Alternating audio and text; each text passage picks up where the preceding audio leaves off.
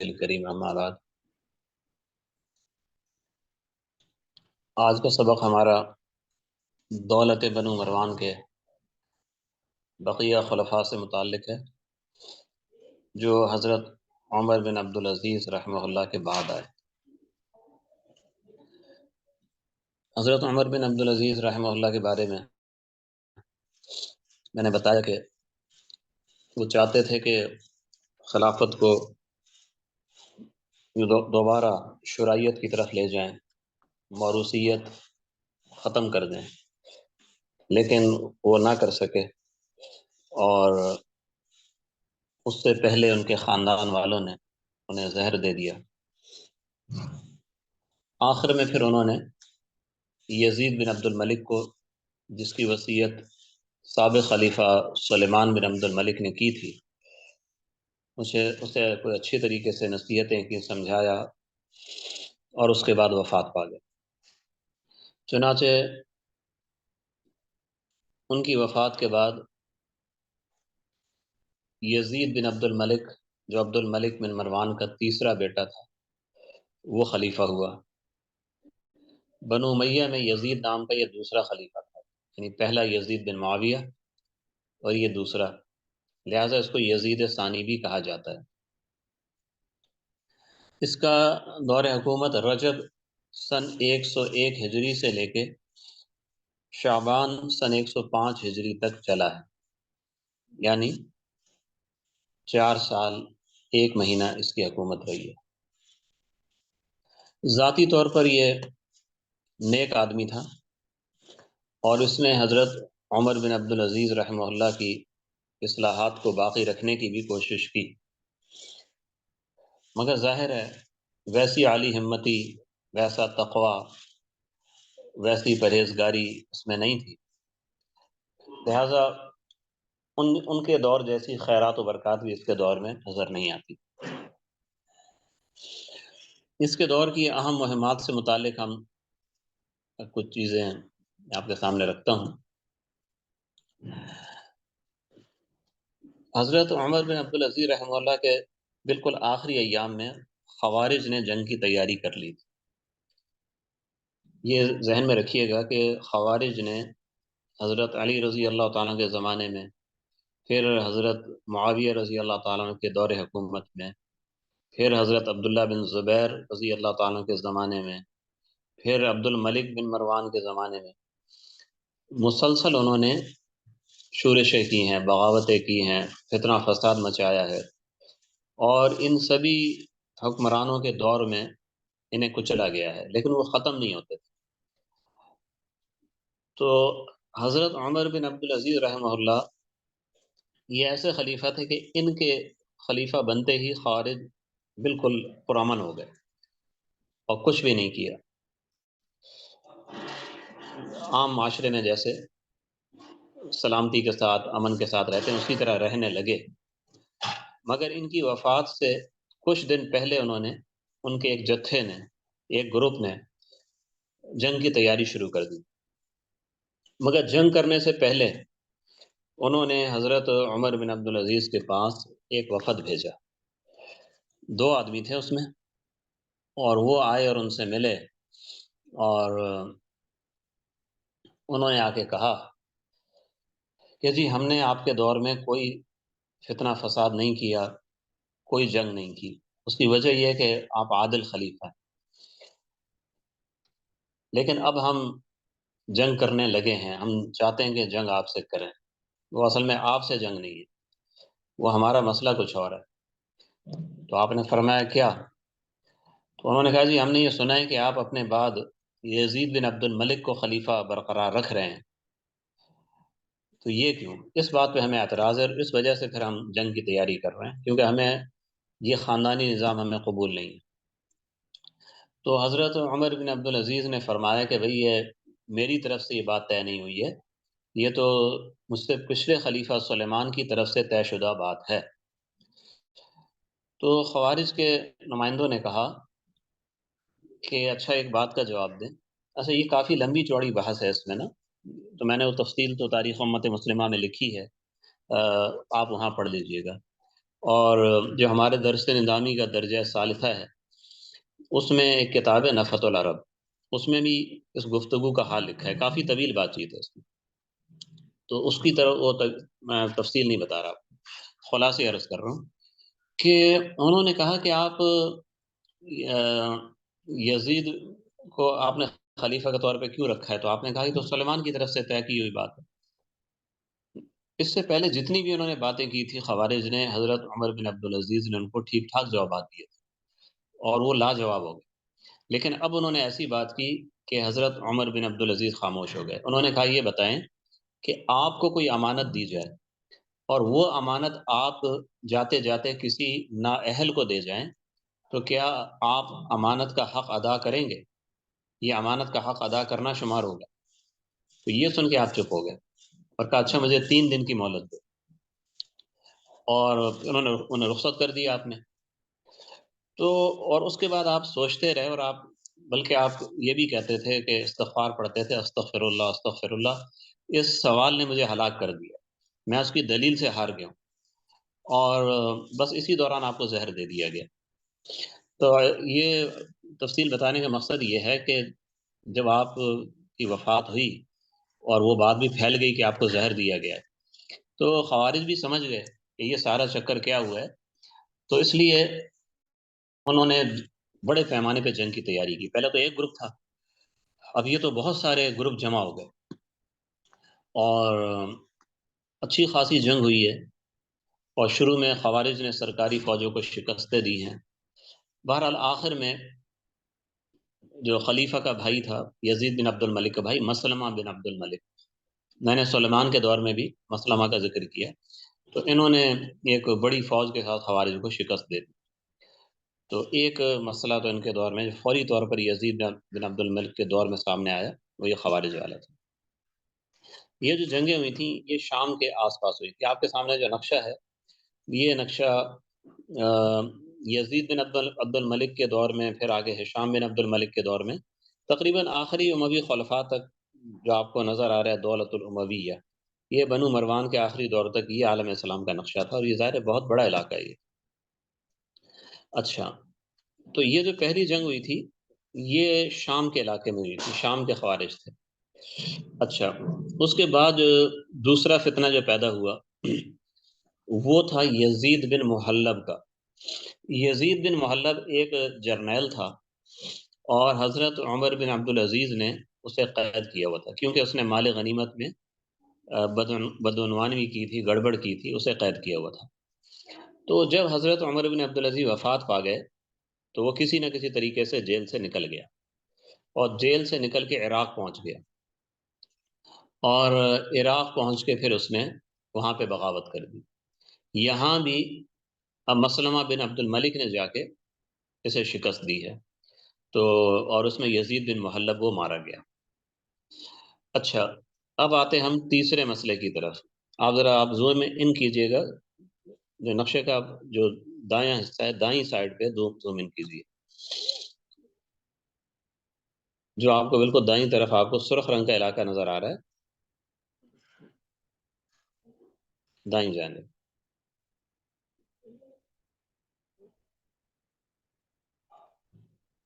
اچھا، یہاں پہ آپ کو نظر آ رہا ہے، آپ تھوڑا سا اور بڑا کیجیے، یہ خانات الترک الغلبیہ، یہ تھوڑا سا واضح ہو جائے۔ اچھا، یہ آپ کو دیکھیں یہاں پہ آپ کو ایک خانات الترک العربیہ نظر آ رہا ہے، اور دوسرا تھوڑا سا آپ ذرا بائیں طرف آئیں، تھوڑا سا زوم آپ آؤٹ کریں تو یہ دونوں، ہاں بس، ہاں بس یہ دیکھیں، تھوڑا سا زوم، ہاں یہ بائیں طرف آپ کو خانات الخضر نظر آ رہا ہے، دائیں طرف خانات الترک العربیہ نظر آ رہا ہے۔ یہ ترکوں کی دو قومیں ہیں، شاید میں آپ کو پہلے بھی بتا چکا ہوں کہ ترک اقوام تعداد کے لحاظ سے دنیا کی بہت بڑی قوم ہے، اور یہ جہاں پہ آپ کو یہ علاقہ نظر آ رہا ہے خانات الخضر، یہ بحر کیسپین جسے بحر خضر بھی کہتے ہیں، اس سے بھی پیچھے شروع ہوتی ہیں۔ موجودہ جو ترکی کا علاقہ ہے نا، موجودہ ترکی، آذربائیجان، اور موجودہ ترکی جو ہے اصل میں یہ ترکوں کا علاقہ نہیں تھا، یہ تو رومیوں کا علاقہ تھا، لیکن اس کی جو پٹی ہے جو آذربائیجان کے ساتھ لگتی ہے، جو ترکوں کی جو ابتدا ہے تقریباً اس علاقے سے ہوئی، اور یہ وہی علاقہ ہے یہ یعنی جہاں پہ ترکی کی سرحدیں روس کے ساتھ ملتی ہیں، یہ جگہ ہے جہاں سے ترک قوم کی ابتدا ہوئی تھی حضرت نوح علیہ السلام کے زمانے کے بعد۔ اور ابتدا میں یہ جو ان کا پھیلاؤ ہوا ہے وہ بجائے مغرب کی جانب جانے کے، یعنی جہاں موجودہ ترکی کا علاقہ ہے وہاں جا کے آباد ہوں، ان کا رخ جو ہے نا وہ مشرق کی طرف رہا۔ چنانچہ یہ کچھ چند صدیوں میں یہ آگے بڑھ کے یہاں پر آ گئے جہاں آپ کو خانات الخضر نظر آ رہا ہے، ٹھیک ہے۔ پھر یہاں سے ہی آگے چلے ہیں اور پھر جو آپ کو سمرقند و بخارا نظر آ رہا ہے یہاں بھی آباد ہو گئے۔ پھر یہ خانات الترک العربی آپ کو نظر آ رہا ہے یہاں بھی آباد ہو گئے۔ درمیان کا تقریباً سارا علاقہ مسلسل آج بھی یہ کوئی لگ بھگ 4000 کلومیٹر کی پٹی ہے، جو اب تو چونکہ جب تاتاریوں نے حملہ کیا تھا 7ویں صدی ہجری میں، تو پھر یہ قبائل ان کا رخ پھر مغرب کی طرف ہوا ہے، تو یہ لوگ پھر آ کے موجودہ ترکی میں بھی آباد ہو گئے۔ تو اس وقت موجودہ ترکی سے لے کے جدید ترکی سے لے کے چائنا تک یہ پوری ایک پٹی ہے، لمبائی بھی بہت زیادہ ہے، چوڑائی بھی بہت زیادہ، سارے ترک علاقے۔ جس زمانے کی میں بات کر رہا ہوں اس زمانے میں ترک زیادہ تر غیر مسلم تھے، اکثریت ان کی غیر مسلم تھی، مسلمان ان میں بہت ہی کم تھے، آٹے میں نمک کے برابر۔ تو اس لیے ان کے ساتھ بڑی بڑی جنگیں زمانے میں رہی۔ تو یزید بن عبد الملک کے دور میں بہت بڑی جنگ ہوئی۔ جو آپ کو خانات الترک الغربی آپ کو نظر آ رہا ہے یہ تھے غیر مسلم ترک یہاں پہ آباد تھے، اور یہ سمرقند و بخارا نظر آ رہا ہے یہ مسلمان، یہاں آبادی حکومت مسلمانوں کی تھی، باقی آبادی میں ترک مسلم اور ترک غیر مسلم وہ مخلوط تھے، اور غیر مسلم زیادہ تھے مسلم کم تھے، لیکن حکومت مسلمانوں کی تھی۔ جو خانات الخضر نظر آ رہا ہے یہ بھی غیر مسلم تھے اور یہ بھی بہت طاقتور تھے۔ تو ان کے ساتھ پھر جنگیں شروع ہوئیں، انہوں نے بغاوتیں کی، اور خاص طور پہ سن 102 103 میں بہت بڑی بڑی جنگیں ہوئی۔ تو اس میں سعید بن حبیرہ نامی ایک جرنیل کا نام آتا ہے کہ انہوں نے بڑی کامیابیاں حاصل کی اور وسط ایشیا کے بہت سے علاقے ہاتھ سے نکل گئے تھے، ان کو دوبارہ انہوں نے فتح کیا۔ اچھا، اب اس کے بعد آپ آ جائیں یہاں یہ خانات الخضر کی طرف آ جائیں، بحیرہ خضر کے ساتھ یہ جو علاقے ہیں یہاں بھی بہت بڑی بڑی جنگیں ہوئی، اور یہاں جراح بن عبداللہ یہاں کے حاکم تھے، تو انہوں نے بہت خونریز جنگیں کی ہیں، اور اس کے بعد پھر ان بغاوتوں پہ قابو پایا۔ اچھا، اب ذرا آپ نیچے آئیں تو اس نقشے کے بائیں ہاتھ کی جانب آئیں، یعنی افریقہ کے علاقے کی جانب۔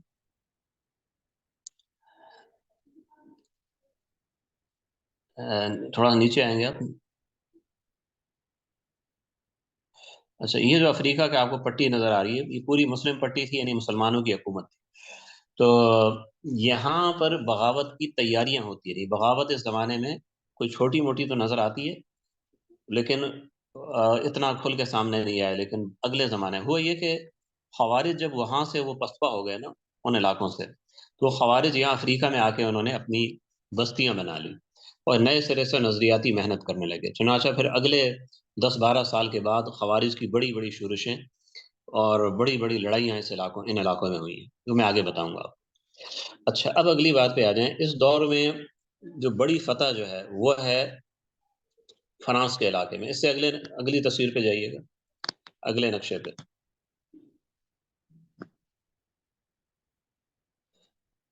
آپ جانتے ہیں کہ بنو امیہ نے اسپین فتح کر لیا تھا۔ یہ پچھلی بار آپ کو اس سے بھی پچھلا جو سبق تھا ہمارا ولید بن عبد الملک کا، اس میں نے آپ کو بتایا تھا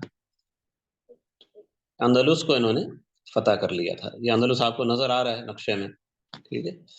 تو یہاں کی فتح کے بعد یزید بن عبد الملک کے زمانے میں مسلمان اور آگے بڑھے، یعنی جو بڑا مارکا اس زمانے کا ہے وہ فرانس کی فتح کا ہے۔ تقریباً آدھا فرانس مسلمانوں نے لے لیا تھا۔ یہ نقشے میں آپ ذرا زوم ان کیجئے گا اس پین پر۔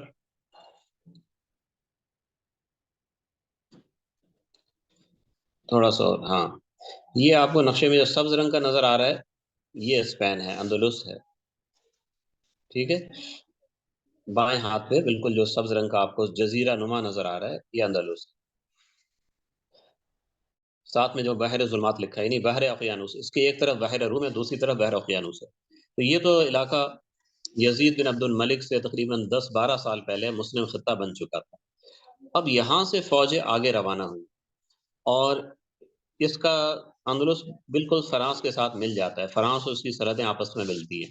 یہاں سے اگلا ملک ہے ہی فرانس، جو اسپین پہ قابض ہو گیا، پھر اگلا نمبر پھر فرانس کا ہے. چنانچہ یہاں سے یہ لشکر آپ کو فرانس میں جاتے ہوئے نظر آ رہے ہیں. زوم ان کیجیے گا، بلکہ اگلے نقشے پہ آ جائیں، وہ خود تفصیلی نقشے اگلے نقشے پہ.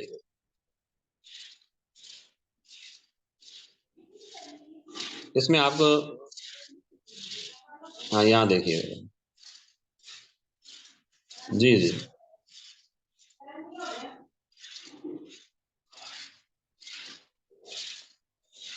تھوڑا سا زوم ان کے کریں ذرا. یہ آپ کو الامویون آپ کو اندلس میں آپ کو نظر آ رہے ہیں. ٹھیک ہے، طلح اور یہ فلاں فلاں سرقستہ، یہ سب ان کے پاس ہے. یہاں سے پھر ان کی فوجیں آگے روانہ ہوئی ہیں. آپ کو اوپر جو فرنجہ نظر آ رہا ہے، یہ فرانس ہے. ٹھیک ہے، اس کو زوم ان کیجیے گا فرانس کے علاقے کو، اوپر جو علاقہ ہے.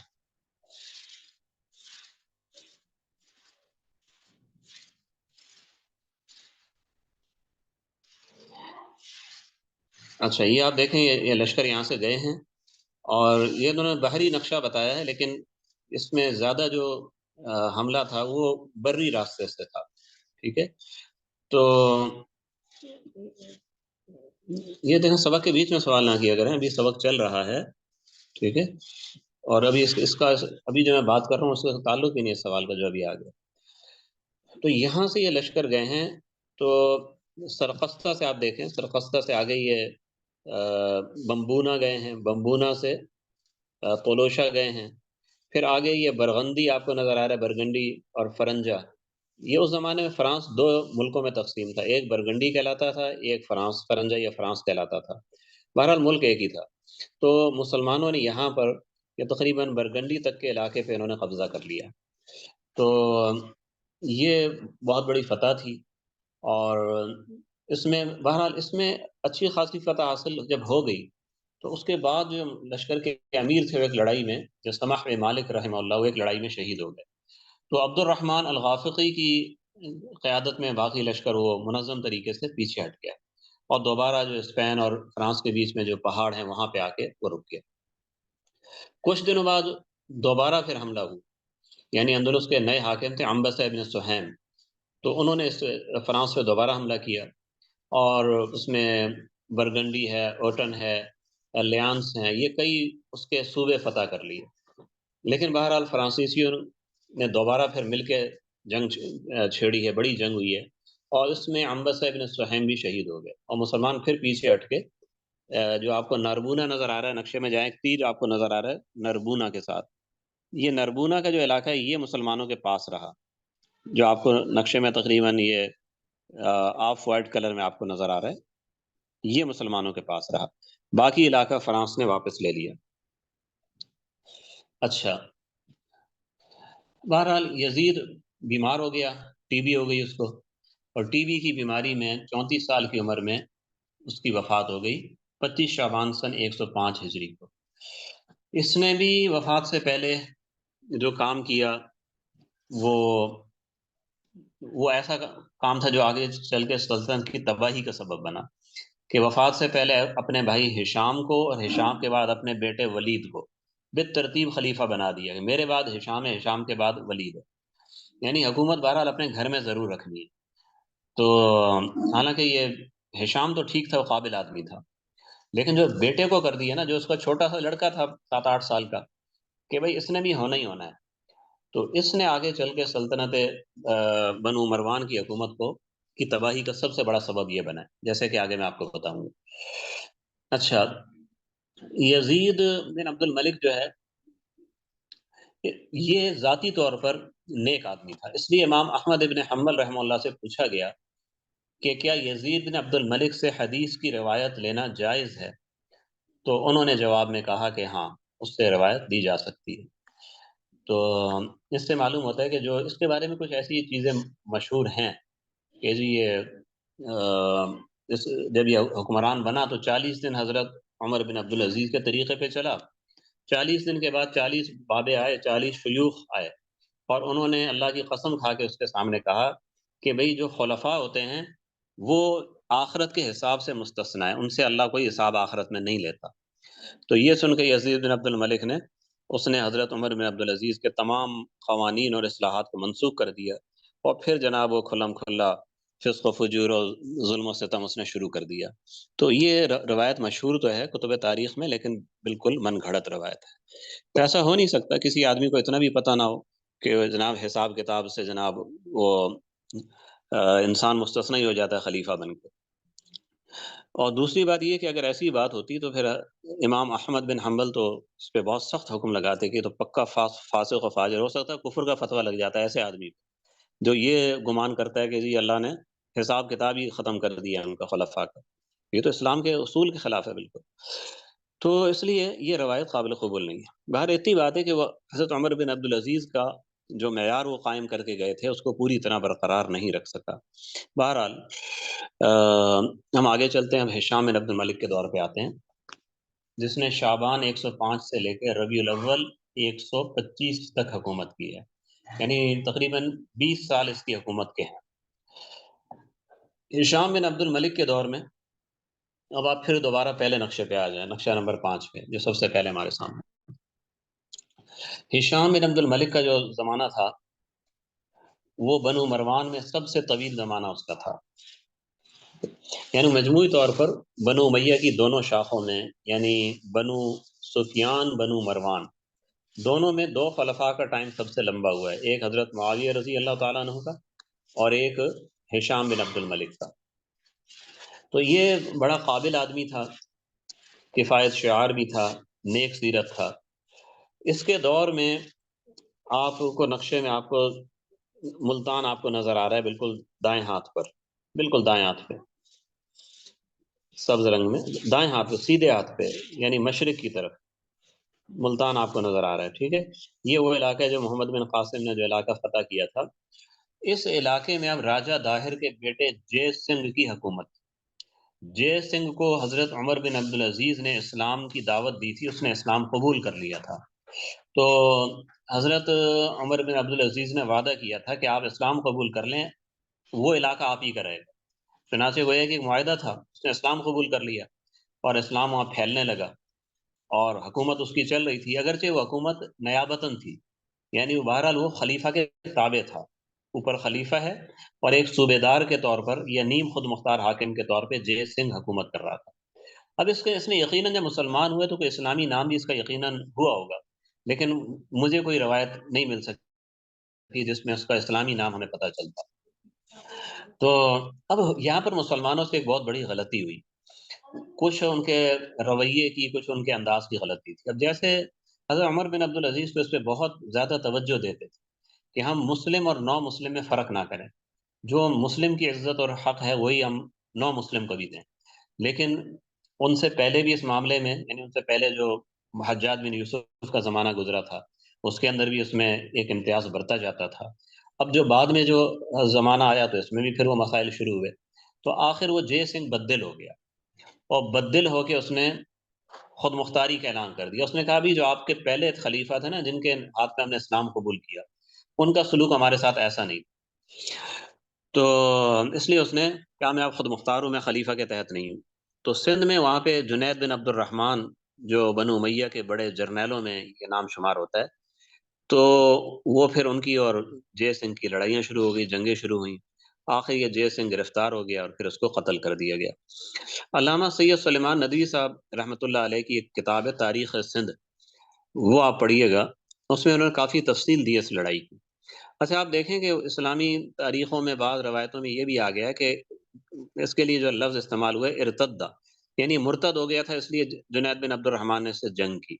تو علامہ سید سلیمان ندوی صاحب فرماتے ہیں کہ یہ بات جو ہے نا یہ درجہ ثبوت کا نہیں پہنچتی، بلکہ روایات سے یعنی ظاہر یہ ہوتا ہے کہ اس پر مرتد ہونے کا الزام لگایا گیا تاکہ اس کے خلاف ایک وجہ جواز بن جائے لڑائی کی۔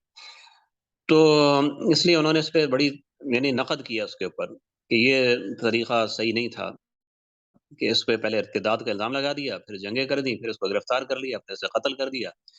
تو اس کا نتیجہ کیا ہوا کہ اور بھی جو علاقے تھے وہاں بھی بغاوتیں پھیل گئیں، اور پھر یہ جنید بن عبد الرحمن کا کئی سال اس کے لگے ہیں، کبھی راجستھان، کبھی گجرات، کبھی رنکچ، کبھی مارواڑ، کبھی اجین، کبھی مالوا، جنگیں چلتی رہیں۔ اگرچہ جنید بن عبد الرحمن بہت جنگی مہارت میں سمجھے اپنے دور کے امام شمار ہوتے ہیں، اور فوج بھی بہت زیادہ تھی، یہ سارے علاقے دوبارہ کور کر لیے، دوبارہ ان کو خلافت امویہ میں شامل کر دیا۔ جب یہ سب کچھ ٹھیک ہو گیا تو جنید کو سن 111 ہجری میں واپس بلا لیا۔ ابھی خراسان وہاں پہ حالات آپ زیادہ اہم ہیں، تو جنید صاحب وہاں چلے گئے۔ پیچھے جو حکام تھے وہ کمزور تھے، تو نتیجہ کیا ہوا کہ صرف چند سالوں میں جو علاقے فتح کیے تھے سندھ اور ملتان اور گجرات راجستھان کے، وہ دوبارہ ہاتھ سے نکل گئے۔ اچھا، پھر جناب محمد بن قاسم کے بیٹے عامر بن محمد کو بھیجا گیا۔ عامر بن محمد نے دوبارہ کچھ علاقے فتح کیے، اور کچھ علاقے فتح کیے، اور اب تک مسلمانوں کا اپنا کوئی شہر نہیں تھا یہاں پہ، یعنی شہر جو تھے پرانے شہر تھے جن میں مسلمانوں کے لوگ رہتے تھے، اکیلا الگ سے کوئی شہر جس میں خالص مسلم آبادی ہو، ان کا مضبوط مرکز ہو، کوئی نہیں تھا۔ تو عامر ابن محمد نے دریائے سندھ کے پاس مسلمانوں کا پہلا اسلامی شہر آباد کیا، جس کا نام تھا منصورہ۔ منصورہ جو ہے، جیسے عراق میں یہ کسرا کے دور کے تو بہت سے شہر تھے، لیکن پہلے شہر جو مسلمانوں نے قائم کیے وہ دو تھے، یعنی کوفہ اور بصرہ، اور پھر وہی شہر آگے تمام مہمات کے مراکز بنے رہے۔ تو اسی طریقے سے یہاں جو پہلا شہر بنا ہے سندھ میں، اس کا نام ہے منصورہ، اور ابھی تو خیر منصورہ کے کھنڈرات ہی رہ گئے، لیکن آپ کو معلوم ہوگا جماعت اسلامی والوں نے اپنا جو مرکز ان کا مشہور ہے اس کو منصورہ، اسی کے نام پہ انہوں نے اس کا نام رکھا ہے۔ تو خیر یہ سندھ کا حال ہوا۔ اچھا، ترکستان کا میں نے آپ کو بتایا کہ پہلے بھی وہاں جنگیں ہوئی ہیں، اوپر آ جائیں دوبارہ ترکستان کے علاقوں میں۔ اس زمانے میں یہاں پہ دوبارہ جنگیں ہوئی ہیں، اور وجہ یہ تھی یہاں پہ تو امن و امان ہو گیا تھا نا، اب یہاں پر ایک نئے حاکم کو مقرر کیا گیا، اشرس بن عبداللہ کو۔ اب یہاں پہ دوبارہ وہی کام کیا گیا جو حجاج بن یوسف نے کیا تھا، کہ 9 مسلموں سے جزیہ معاف نہیں کرتا تھا وہ، اور حضرت عمر بن عبدالعزیز نے اس پہ بہت اس پہ تنقید کی تھی، جو مسلمان ہو گیا اسے جزیہ لینے کا کیا جواز ہے؟ تو یہاں دوبارہ وہی سلسلہ شروع ہو کہ جو 9 مسلم ہیں جزیہ دیں گے۔ اس پر پھر جو 9 مسلم ترک تھے وہ بگڑ گئے، اچھا وہ بھی بگڑے، کئی مسلمان افسران بھی اس کے خلاف تھے، وہ بھی کہتے تھے حکومت ٹھیک نہیں کر رہی۔ تو ایک طرف 9 مسلم کھڑے ہو گئے، دوسری طرف جو مسلمان امراء تھے حکومت کے اپنے، وہ بھی ان کے ساتھ مل گئے۔ تو چنانچہ بہت بڑی بغاوت یہ ترکستان کے اندر وسط ایشیا میں اٹھی، اور اشرس بن عبداللہ کامیاب نہیں ہو سکا، ناکام ہو گیا، شکست ہو گئی۔ پھر جنید بن عبد الرحمن کو بلایا گیا سندھ سے، یہاں بلایا گیا 111 میں، اس نے پھر حالات پہ قابو پایا۔ اس کے بعد آگے یہ ترکستان کی جانب سے جو خاقان چین تھا، جو آپ کو خانات المغربیہ نظر آ رہا ہے، یہاں پہ خاقان چین ہوا کرتا تھا۔ اس نے بار بار اس نے امدادی فوجیں بھیجی ہیں مقامی باغیوں کو، مقامی غیر مسلم ترکوں کو۔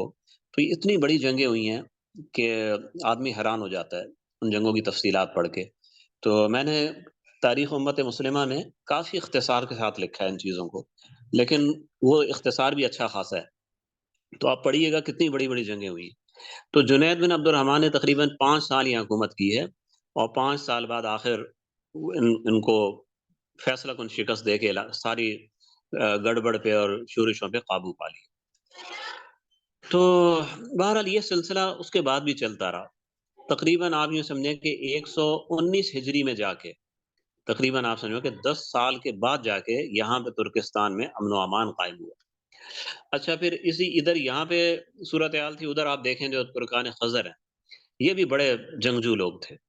ترکان خزر یہ وہی ہیں جو آپ یوں سمجھیں کہ قفقاز کا علاقہ ہے، یا چیچینیا کا علاقہ ہے، یا یوکرائن کا علاقہ ہے، یہ سارے ترکان خزر والے ہیں۔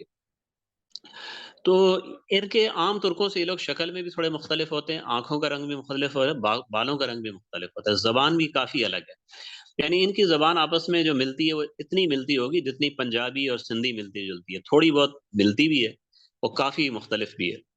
تو خیر یہاں بھی بہت بڑی بڑی جنگیں ہوئی ہیں، اور آپ یہ سمجھیں کہ 106 ہجری میں جنگیں شروع ہوئی ہیں ترکان خزر میں، اور 113 میں جا کے ختم ہوئی۔ تو کہنے کا مقصد یہ ہے کہ اچھا پھر آپ ذرا دیکھیں ایشیائی کوشک میں دیکھیں، جیسے ابھی ترکی کہتے ہیں نا، یہ آپ کو نظر آ رہا ہے الامبراطوریا الرومی البیزنطینیہ، نظر آ رہا ہے آپ کو نقشے میں؟ الامبراطوریہ الرومی البیزنطینیہ، ٹھیک ہے۔ اب اس کے دو حصے ہو گئے، ایک یورپی علاقہ ہے جو سمندر کے پار ہے، اور ایک ایشیائی علاقہ ہے جو سمندر کے ادھر ہے۔ تو اس کا جو ایشیائی علاقہ ہے یہ بالکل وہ ہے جسے اب ترکی کہا جاتا ہے، یہ اصل بازنطینی رومی علاقہ تھا، اسی لیے ترکی کو عربی ادب میں روم کہا جاتا ہے۔ اس لیے جو مولانا روم رحمہ اللہ جو تھے، کوئی روم میں تھوڑی رہتے تھے، اسی ایشیا کوشک میں رہتے تھے، قونیا میں رہتے تھے، لیکن ان کو رومی اس لیے کہا گیا، علاقہ ہی پورا روم کہلاتا تھا۔ تو یہاں بڑی بڑی جنگیں ہوئی، 114 سے لے کے 122 تک یہاں پہ لڑائیاں ہوئی ہیں۔ تو اور بہرحال ہشام بن عبد الملک کی خوبی یہ تھی کہ وہ محاذ پہ پوری توجہ دیتا تھا، خوب خرچ کرتا تھا، قابل لوگوں کو تعینات کرتا تھا، اگر کسی کی کمزوری سمجھ میں آتی اس کو فوراً ہٹا کے متبادل آدمی لے آتا تھا۔ یہ بھی ایک اچھی بات تھی کہ متبادل ایک سے ایک جرنیل اس کے پاس موجود تھے۔ تو خزانے میں بڑی کفایت سے خرچ کرتا، اپنی ذات کے اوپر بہت تھوڑا خرچ کرتا، اور حساب کتاب بہت صاف رکھتا، یعنی ایک پیسے کی کرپشن نہیں ہونے دیتا تھا، یہ اس کی خوبی تھی۔ تو اگر خزانہ بھی اگر صحیح استعمال نہ ہوتا تو پھر تو آپ سمجھیں کہ ہشام کے دور میں جو بغاوتیں ہوئی ہیں نا، بنو امیہ کا خاتمہ اسی زمانے میں ہو جاتا، یہ حکومت تبدیل ہو جاتی۔ اچھا پھر آپ ذرا آ جائیں اب افریقہ میں آ جائیں۔ افریقہ میں بھی بہت بڑی جنگیں ہوئی ہیں، جو خوارج کا میں نے بتایا نا، یہ خوارج بہت بڑی تعداد میں وہاں اٹھ کھڑے ہوئے۔ 122 ہجری میں اتنی بڑی جنگ ہوئی ہے کہ جس کے اندر جو شام سے جو عرب لڑنے کے لیے گئے تھے، تقریباً سارے عرب کے شرفاء، عمائد، رؤساء، سردار سارے ہی شہید ہو گئے۔ اس لیے اس معرکے کو معرکہ اشراف کہا جاتا ہے، یعنی شرفاء اس میں شہید ہو گئے۔ پھر ایک دوسری فوج اس نے بھیجی، اس دوسری فوج میں بھی تقریباً 1/3 جو فوج تھی قتل ہو گئی۔ تو پھر ہشام نے قسم کھائی کہ میں ان کو شکست دے کے دم لوں گا، چاہے اپنے بیٹوں کے ساتھ مجھے نکلنا پڑے۔ چنانچہ پھر ایک اور فوج بھیجی، ادھر سے جو مقابل یہ جو خوارج تھے نا، یہ افریقی خوارج تھے، قبیلے کے لحاظ سے بربر تھے، سارے کے سارے بربر قبیلوں کے تھے یہ۔ تو 3 لاکھ بربر وہاں سے آئے ہیں، اور یہاں سے ان کا تقریباً کوئی 30-40 ہزار کا لشکر تھا۔ تو خلاصہ یہ کہ آخر اس میں بربروں کو شکست ہوئی ہے، ورنہ یہاں پہ اگر بربر جیت جاتے تو شاید وہ شام تک پہنچ جاتے اس جنگ کے بعد۔ اچھا جی، دوبارہ آ جائیں جی آپ ادھر فرانس پہ آ جائیں جی۔ فرانس کا میں نے آپ کو بتایا تھا کہ وہاں مسلمان آگے بڑھے، وہ نقشہ لے کے آئے، دوبارہ آگے بڑھے، پھر پیچھے ہٹ گئے۔ تو ہشام کے دور میں عبد الرحمن غافقی نے دوبارہ وہاں پہ یلغار کی، دوبارہ یلغار کی، اور دوبارہ جنگیں شروع ہوئیں، بڑی کوشش ہوئی فرانس کو فتح کرنے کی۔ تو فرانس کا ایک جرنیل تھا، چارلس مارٹل کہا جاتا تھا اس کو۔ مارٹل کا معنی ہوتا ہے وہاں کی زبان میں ہتھوڑا، یہ لقب اس کو بعد میں دیا گیا۔ تو چارلس نے ایک اور حکمران، اس کو ڈیوک کہا جاتا تھا، ڈیوک نے اور چارلس نے صلح کر لی۔ جرمنی اور پرتگال بھی مدد کے لیے آ گئے۔ یہ آپ ذرا مغرب کی تاریخ آپ ذرا دیکھیے گا، ہمیشہ دیکھیے گا، آج تک ایک ہی تاریخ چلی آ رہی ہے کہ جب ان کی مسلمانوں سے جنگ ہوتی ہے، آپس کے سارے اختلافات بھلا کر یہ آپس میں متحد ہو جاتے ہیں۔ ہر قسم کے اختلافات، سیاسی اور خاندانی اور مذہبی، سب کچھ بھول جاتے ہیں اور متحد ہو جاتے ہیں۔ مسلمانوں کی تاریخ اس کے الٹ ہے، آپ دیکھ لیں کہ ایسی لڑائیوں میں مسلمان عوام تو چلیں متحد ہوتے ہیں اپنے ذہن کے لحاظ سے، حکمران متحد نہیں ہوتے۔ چنانچہ آپ دیکھ لیں جو جیتے ہیں وہ بھی اپنے بل پہ جیتے ہیں۔ صلاح الدین ایوبی کو دیکھ لیں، 20 سال جہاد کی، اکیلے ہی جہاد کی ہے، کوئی ایک ملک اس کے ساتھ بحیثیت مملکت کے شریک نہیں ہوا۔ کسی نے کچھ پیسے ویسے بھیج دیے، کسی نے کچھ نمائش کے طور پر کوئی اپنا پرچم بھیج دیا، اپنا ایک سفیر بھیج دیا، ایک مشیر بھیج دیا، وہ ایک اعزازی طور پر آپ کہہ سکتے ہیں۔ لشکر کسی نے بھی نہیں دیا۔ نور الدین زنگی نے اسی طرح جنگیں کی ہیں۔ تو یہ تو میں فاتحین کی بات کر رہا ہوں، اور جو شکست کھا گئے جیسے سلطان جلال الدین خوارزم شاہ، وہ بھی اسی طرح عمر بھر اکیلے ہی لڑتے رہے۔ حالانکہ خطرہ سب کو تھا، یہ نہیں کہ ایک بندے کے لیے، ایک ملک کے لیے خطرہ تھا۔ تو یہ یورپ کی تاریخ میں، مسلمانوں کی تاریخ میں آپ کو یہ بڑا فرق آپ کو نظر آئے گا، اور اس کی وجہ کیا ہے اس پر ہم بات کریں تو بات بڑی لمبی ہو جائے گی۔ بہرحال اس کی وجہ، بہرحال کوئی خدا نخواستہ یہ نہ سمجھے، نعوذ باللہ، کہ اسلام اس کی وجہ ہے۔ اسلام تو کہتا ہے کہ انما المؤمنون اخوۃ، مسلمان تو آپس میں بھائی بھائی ہیں۔ یہ ہماری اپنی نااہلی ہے کہ ہم اسلام کی تعلیمات کو بالکل نظر انداز کر کے بالکل اس کے الٹ چلتے ہیں۔ اچھا جی، تو کہنے کا مقصد یہ ہے کہ یہ جو سارے ممالک متحد ہو گئے، تو یہاں سے جو لشکر گیا تھا وہ تو 8,000 مسلمان گئے تھے، ادھر سے 3-4 ممالک آ گئے، تو اس لیے یہاں پہ ایک فرانس میں ایک جگہ ہے، بالکل اس نقشے میں اب معلوم نہیں وہ واضح ہے کہ نہیں ہے، میرے خیال اس نقشے میں تو نہیں ہے، اس سے تھوڑا سا آگے ہے، جہاں آپ کو برگنڈی نظر آ رہا ہے نا، برگندیا، یہ اوپر کا کونا جو ہے، بالکل اس کا کونا آپ سمجھ لیں، جو تیر سا بنا ہوا ہے نا، نہیں یہ تیر نہیں، یہ برگنڈی کا نقشہ جو ہے نا، برگنڈی کے نون کا نقطہ آپ کو نظر آ رہا ہے جہاں پہ، اس سے تھوڑا سا اوپر چلے جائیں، اس پہ تقریباً میرا اندازہ ہے کہ یہ جگہ ہے، اس جگہ کو کہتے ہیں بلاط الشہداء، یہاں پر یہ 8,000 سپاہی پھر ان کے گھیرے میں آ گئے۔ 15 شعبان 114 کو ایک تاریخی جنگ ہوئی ہے، اور اس میں عبد الرحمن الغافقی جو سپہ سالار تھے، بڑے قابل آدمی تھے، وہ شہید ہو گئے، اور مسلمان وہاں سے پھر پسپا ہو کے پیچھے اسپین کی جانب آ گئے۔ اس فتح کی وجہ سے چارلس کو مارٹل کا لقب دیا گیا، یعنی ہتھوڑا ہے جس نے مسلمانوں کو توڑ دیا، اور یورپی مورخین جن چند تاریخوں کو اپنی تاریخ کا جیسے کہتے ہیں یو ٹرن قرار دیتے ہیں کہ یہاں پر ہم جیتے ہیں تو مسلمانوں کی ہم نے تاریخ بدل دی، اس میں سے ایک یہ دن ہے کہ یہاں پہ اگر مسلمان جیت جاتے تو فرانس واحد ملک تھا جو تکڑا تھا اس زمانے میں، فرانس کے بعد باقی ملکوں کی کوئی اوقات نہیں تھی، تو مسلمان اگلے 4-5 سال میں پورے یورپ کو فتح کر لیتے۔ اچھا جی،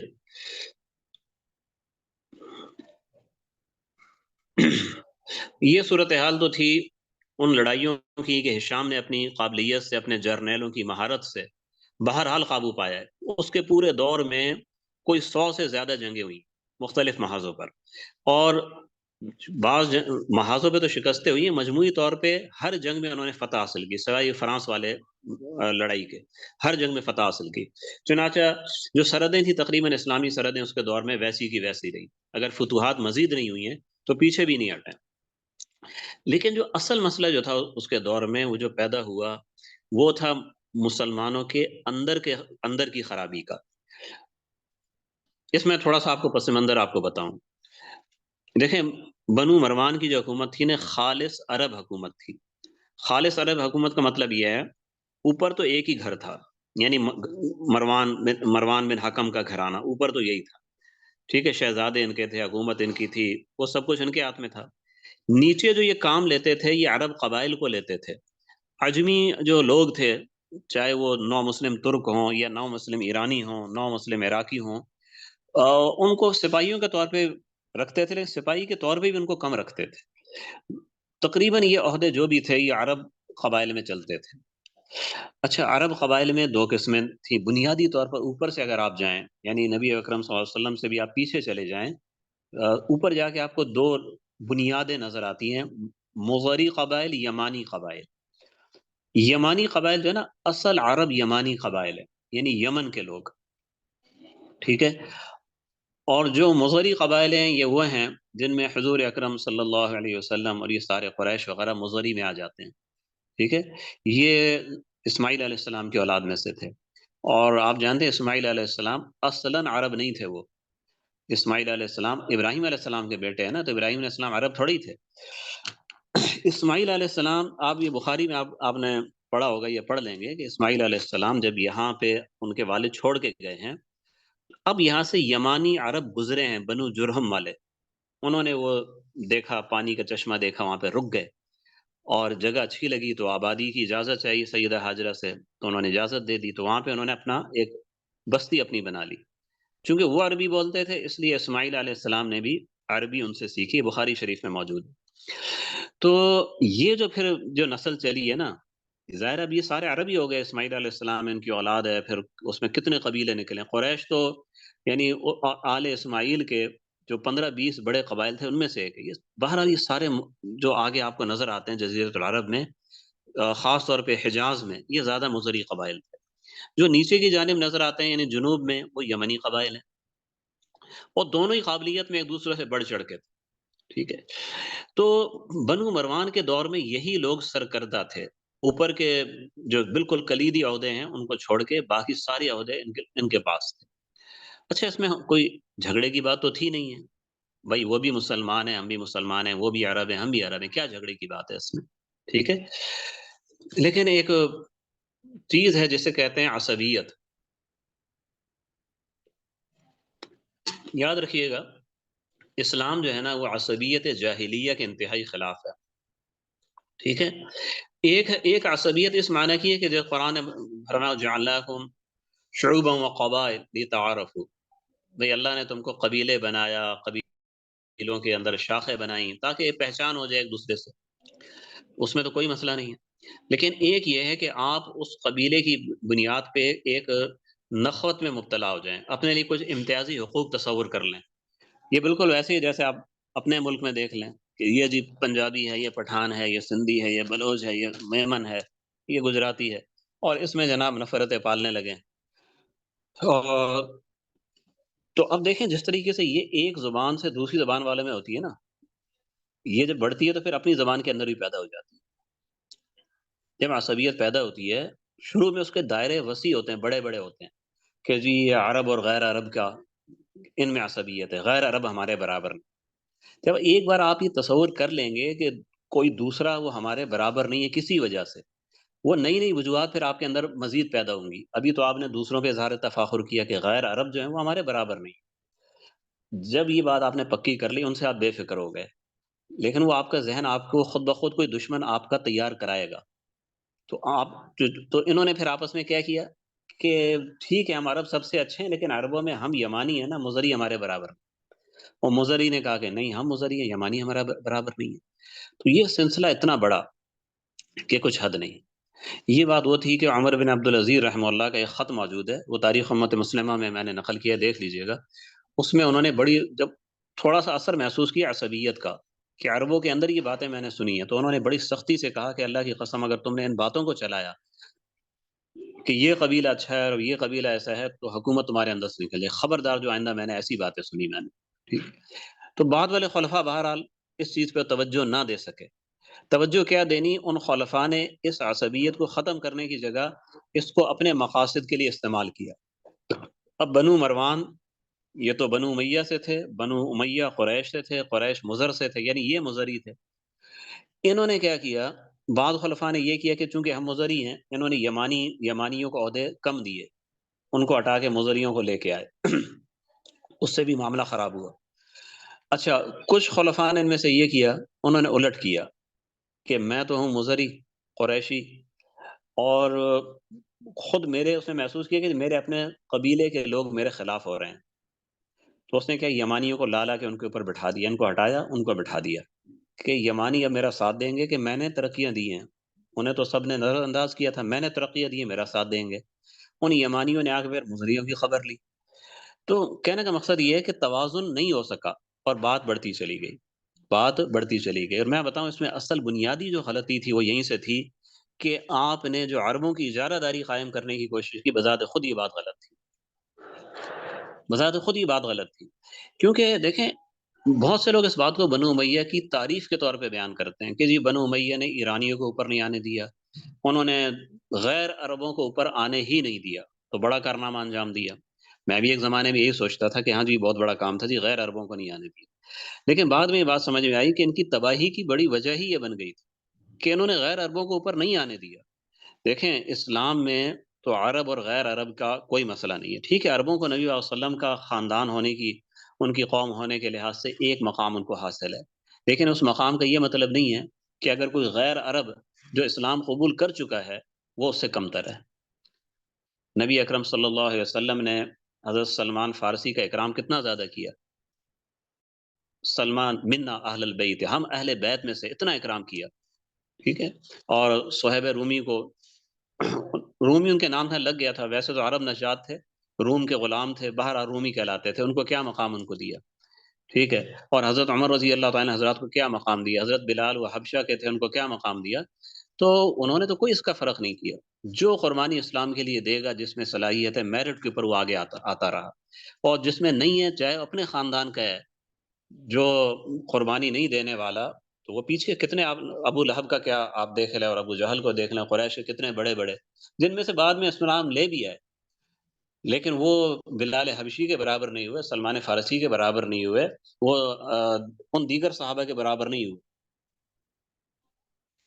کہ جو کسی دوسرے قبیلے سے ہوں، دوسری زبان بولتے ہوں۔ کہنے کا مقصد یہ کہ یہ جو نبی اکرم صلی اللہ علیہ وسلم نے جو طریقہ بتایا، اچھا دیکھیں خلفۂ راشدین کے دور میں آپ دیکھتے ہیں کہ جی زیادہ عرب ہیں، وہ تو ایک قدرتی بات تھی، وہ قدرتی بات تھی کہ اس وقت اسلام لانے والے تھے ہی زیادہ عرب، لیکن اب زمانہ ایک صدی آگے جا چکا تھا، اب غیر مسلموں کی بھی بہت بڑی تعداد اسلام لا چکی تھی، جو فارسی تھے، فارسی بولنے والے عراق میں، ایران میں، ان کی بہت بڑی تعداد مسلمان ہو چکی تھی۔ یہی حالت افریقہ میں تھی، یہی حالت اسپین میں تھی، یہی حالت، اور ترکوں کے اندر بھی اسلام شروع ہو چکا تھا۔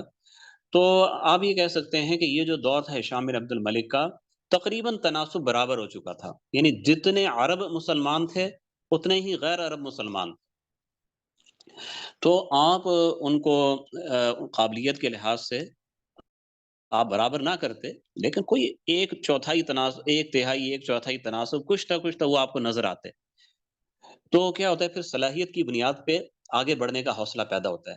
ٹھیک ہے، آپ تصور کریے، اب ہم پاکستان میں ہیں نا جی، پاکستان میں ہمارے لیے سب سے بڑا مسئلہ کیا ہے ہمارے سامنے، کہ جی ہمارے نوجوانوں کو آگے بڑھنے کے مواقع نہیں ملتے۔ ٹھیک ہے، اور یہاں پر تعصب کیا ہے جی، وہ چند خاندانوں کی حکومت ہے، چند خاندانوں کی حکومت ہے، اور انہی کے جو قابل لوگ ہیں، قابل ہیں ناقابل اس کی بات ہی نہیں، بس وہی لوگ آگے آتے رہیں گے، اور ہم چونکہ ان خاندانوں کے نہیں ہیں اور ہمارا ان سے کوئی رشتہ ناتا نہیں ہے، کتنا بھی قابل ہو وہ جناب یہاں پہ رل جاتا ہے، خوار ہو جاتا ہے، پھر باہر بھاگتا ہے، یہ باہر یار مجھے کام ملے گا، میری صلاحیت وہاں پہ اپنی جگہ پہ لگے گی، تو یہی یہ چیز معاشرے کو کھا جاتی ہے۔ تو بنو مروان کے پالیسیوں کے اندر یہ کمزوری تھی، بڑی کمزوری تھی۔ انہوں نے کہا کہ صرف عربوں کو دیں گے، تو عربوں کے لیے تو مسئلہ آسان ہو گیا نا، کوئی مد مقابل ہی نہیں ہے ان کا، میرٹ کے اوپر کوئی مد مقابل نہیں ہے، انہی کی حکومت چلے گی، وہی ہوں گے حکومت میں۔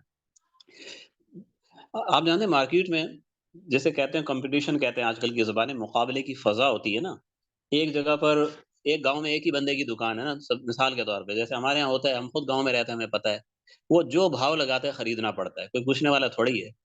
لیکن جہاں بازار میں ایک ساتھ 10-15 دکانیں ہیں، سبزی کی ہیں، فروٹ کی ہیں، انہیں ایک دوسرے کو دیکھنا پڑتا ہے، یار وہ مال اچھا لے کے آیا ہے، اس کا زیادہ بک رہا ہے، مجھے بھی مناسب چیز رکھنی پڑے گی۔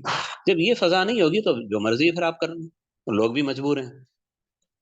تو عربوں کے ساتھ جب یہ مسئلہ ہو گیا تو پھر ان کے اپنے درمیان شروع ہو گیا مسئلہ کہ استحقاق عربیت کی بنا پر ہے تو زیادہ عربی کون ہے، زیادہ اچھا عرب کون ہے۔ یمانیوں نے کہا کہ ہم اصل عرب ہیں بھائی، مزری نے کہا نہیں ہم قریش، ہمارے اندر ہیں ہم زیادہ، یہ مختلف چیزیں بڑھتی گئیں۔ تو نتیجہ یہ ہوا کہ پھر جو اللہ کی جو قدرت ہے، اللہ کی مشیت ہے نا، پھر اس کا اپنا جو چکر ہے وہ چلتا ہے، پھر وہ پھر اپنے انداز میں اس کی چکی وہ گھوم پڑتی ہے، اور پھر حکومتیں تبدیل ہو جاتی ہیں۔ یہ میں نے آپ کو ایک چیز ہے، اگرچہ اس میں اتنا ٹائم نہیں لگانا چاہیے تھا، لیکن چلیں میں نے کچھ زیادہ ہی واضح کر کے آپ کو بتا دیا۔ اب دیکھیں ایک واقعہ اور ہوا اسی زمانے میں، اور وہ واقعہ تھا حضرت زید ابن علی کا قتل۔ زید ابن علی حضرت حسین کے پوتے تھے، حضرت حسین کے بیٹے علی بن حسین، جنہیں دنیا امام زین العابدین رحمہ اللہ کے نام سے جانتی ہے۔ ٹھیک ہے، امام زین العابدین رحمہ اللہ نے کبھی سیاست میں دلچسپی نہیں لی، جو انہوں نے کربلا میں دیکھا، جو واقعات جو کچھ ہوئے، صبر اور خاموشی کا راستہ انہوں نے اختیار کیا۔ ٹھیک ہے، اس کے بعد کتنا وقت گزر گیا، یعنی سن 60 ہجری اور سن 122 ہجری، تقریباً 62 سال بیچ میں گزر گئے۔ اب ان کے جو بیٹے تھے زید ابن علی، یعنی خود اب یہ عمر رسیدہ تھے، بوڑھے ہو چکے تھے، انہوں نے بنو مروان کے خلاف خروج کیا کوفہ میں۔ ٹھیک ہے، اور اس کی وجہ کیا تھی وہ بھی تفصیل تاریخ امت مسلمہ میں آپ دیکھ سکتے ہیں، میں خلاصے ہی آپ کے سامنے عرض کر رہا ہوں کہ ان کے اوپر کرپشن کا جھوٹا الزام لگایا گیا، انہوں نے بدعنوانی کی ہے، اور اس جھوٹے الزام کی وجہ سے ہشام بن عبد الملک نے، جو ذاتی طور پر میں پھر کہتا ہوں کہ نیک آدمی تھا وہ، لیکن اس نے یہ زیادتی کی کہ ان کو وہاں سے بلوایا، مدینہ سے ان کو چلوا کے بلوا کے، جیسے بھی اچھا خاصا سفر اس زمانے میں تھا، مدینہ سے جہاں شام گئے، سامنے لا کے کہا مجھے حساب دو اس چیز کا، تو انہوں نے کہا میرا کوئی اس میں تعلق نہیں ہے، کچھ بھی میں نے کرپشن نہیں کی، جھوٹا الزام ہے۔ تو ہشام نے کہا مجھے تو اس طرح یقین نہیں آئے گا، میں نے کہا میں قسم کھاتا ہوں، تو ہشام نے کہا میں قسم پر بھی یقین نہیں کرتا، تو اس پر ان کو پھر غصہ آ گیا، اور آنا ہی تھا۔ کہ بھئی اللہ کے نام کی قسم کا بھی تم یقین نہیں کرو گے، کہ اصل تو یہ آپ کے ذمہ ہے کہ آپ ثبوت دکھائیں میری بدعنوانی کا۔ تو خیر ہشام پھر چپ ہو گیا، یعنی اس کو شرم آ گئی تھوڑی، نادم ہو گیا، نہیں اچھا ٹھیک ہے جی، تو اب کیا، اچھا اب ہم گھر واپس جائیں؟ نہیں، گھر واپس نہ جائیں، عراق جائیں آپ، اور عراق میں جا کے کوفہ میں وہاں جو ہمارا بیٹھا ہے نا نیب، جو وہاں بیٹھی ہوئی ہے، نیب کے پاس جائیں اور وہاں پہ آپ کا حساب صاف ہوگا۔ تو میری طرح میں مطمئن ہوں، لیکن نیب میں آپ نے جانا ہے۔ چنانچہ یہاں سے اب آپ پھر دیکھیں، دمشق سے پھر سینکڑوں میل کا سفر کر کے کوفہ ان کو پہنچا دیا۔ وہاں پہ جو حساب ہو چکے تو معاملہ تھا ہی جھوٹا، کچھ نہ کوئی ثبوت تھا، نہ بس ایک بات چلائی ہوئی تھی کرپشن کی ہے۔ تو تھوڑا بہت انہوں نے بیٹھ کے دیکھا اور کہا بھی ٹھیک ہے جی آپ بری ہیں، کوئی مسئلہ نہیں، اب آپ واپس جائیں۔ تو اب یہ کوفہ میں تو ان کے یعنی بڑے چاہنے والے تھے، کوفہ جو شیعان علی کا مرکز تھا، تو وہ لوگ پھر انہوں نے کسی نے دعوتیں رکھ دی، ملاقاتیں رکھ دی وہاں پہ، تو انہی میں سے کچھ لوگوں نے پھر کہا کہ جی اس حکومت نے تو ناک میں دم کر دیا ہے، آپ کی عزت بھی محفوظ نہیں ہے، تو آپ اعلان خروج کریں، ہم آپ کے ساتھ ہیں۔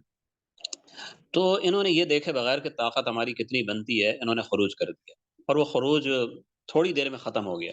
سرکاری فوجوں نے جناب جوابی حملہ کیا، یہ لوگ گھیرے میں آ گئے، اور زید ابن علی جناب اس میں گرفتار ہو گئے، اور گرفتاری کے بعد وہ بعض کہتے ہیں کہ ادھر ہی ان کو قتل کر دیا گیا۔ تو اس واقعے سے بھی پھر یہ لوگ بڑے بدنام ہوئے ہیں، یعنی حضرت حسین کی شہادت سے بنو سفیان جیسے بدنام ہوئے تھے، ایسے اس واقعے سے پھر یہ بنو مروان بھی بدنام ہوئے کہ دیکھیں نہ جناب وہ دادا کو چھوڑا، خاندان سمیت قتل کیا، اور پوتے کو بھی جناب قتل کرا دیا۔ اگرچہ یا بہت سے لوگ اس میں زید بن علی کی غلطی بتاتے، خروج کیوں کیا انہوں نے، ٹھیک ہے، لیکن بہرحال جو بھی مسئلہ تھا وہ افسوسناک ضرور تھا، اور حکومت کے دامن پر ایک داغ لگ گیا کہ وہی سانحہ جو پہلے ہو چکا ہے دوبارہ ہوا ہے۔ اچھا، اس کے 3 سال کے بعد ہشام بن عبد الملک کی وفات ہو گئی، 55 سال کی عمر تھی اس کی، جب یعنی 35 سال کی عمر میں حکمران ہوا ہے، 20 سال اس نے تقریباً حکومت کی ہے۔ تو اس کی سیرت کے میں جو بھی آپ دیکھیں گے آپ کو قابل تعریف چیزیں آپ کو ملیں گی، خاص طور پہ جو اس کا حساب کتاب کے بارے میں کہا جاتا ہے، اس کا حساب کتاب اتنا صاف تھا، اتنا ریکارڈ اتنا صحیح تھا، اتنا مکمل تھا کہ جب عباسیوں نے یہ علاقے فتح کیے، بنو امیہ کو بے دخل کیا، تو اپنے جو حساب کے ماہرین تھے ان کو چیک کروایا کہ یہ چیک کرو، تو انہوں نے حساب دیکھا، تو انہوں نے کہا بھی ہشام کے دور جیسا صاف و شفاف حساب کتاب وہ کہیں پر نہیں دیکھا گیا، ایک پیسہ بھی آگے پیچھے نہیں۔ اس کی عادت تھی کہ کہتا ہے بیت المال میں ناجائز رقم کوئی شامل نہ ہو، تو اس نے یہ حکم دیا تھا کہ بھئی، یعنی اس کی بڑی وہ تاکید کرواتا تھا۔ بغاوتیں ہوئی ہیں، اور وہ سب کچھ میں نے آپ کو بتا دیا، لیکن اس نے ہر جگہ بغاوتوں کو دبا کے مملکت کو متحد رکھا ہے۔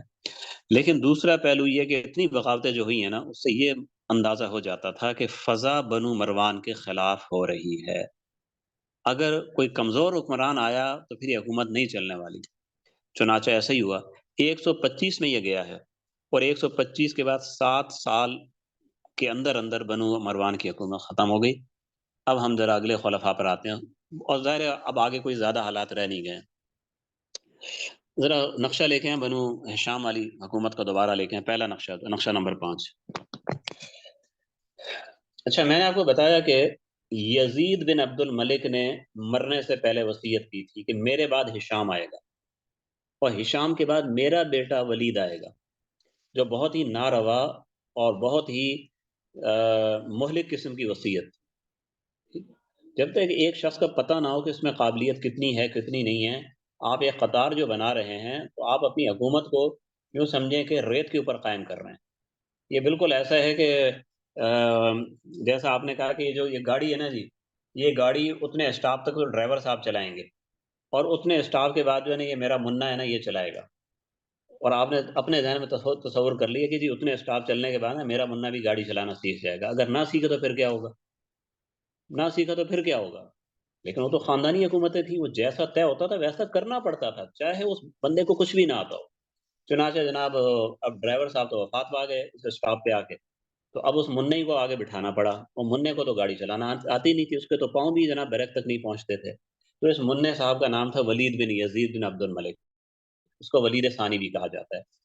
اچھا جی، ایک بات اس میں تھوڑی سی آپ کو بتاؤں کہ ہشام کو یہ تو پتا تھا، یہ لڑکا جو تھا نا 105 میں جب یزید کی وفات ہوئی، اس وقت تو چھوٹا لڑکا تھا یہ، ٹھیک ہے، تو ایک کہا بھی جا سکتا تھا دیکھتے ہیں آگے کیا ہوتا ہے، تو وہ وصیت چلتی رہی ہے، لیکن 10-12 سال گزر گئے، وہ لڑکا بڑا ہو گیا، نوجوان ہو گیا، اور نوجوان ہو کر بھی وہ انتہائی آوارہ اور کھلنڈرا اور فضول قسم کا تمام دنیا کے جو فضول کام تھے وہ سب کرتا تھا، لگتا ہی نہیں تھا کوئی شہزادہ کہ شریف گھرانے کا آدمی۔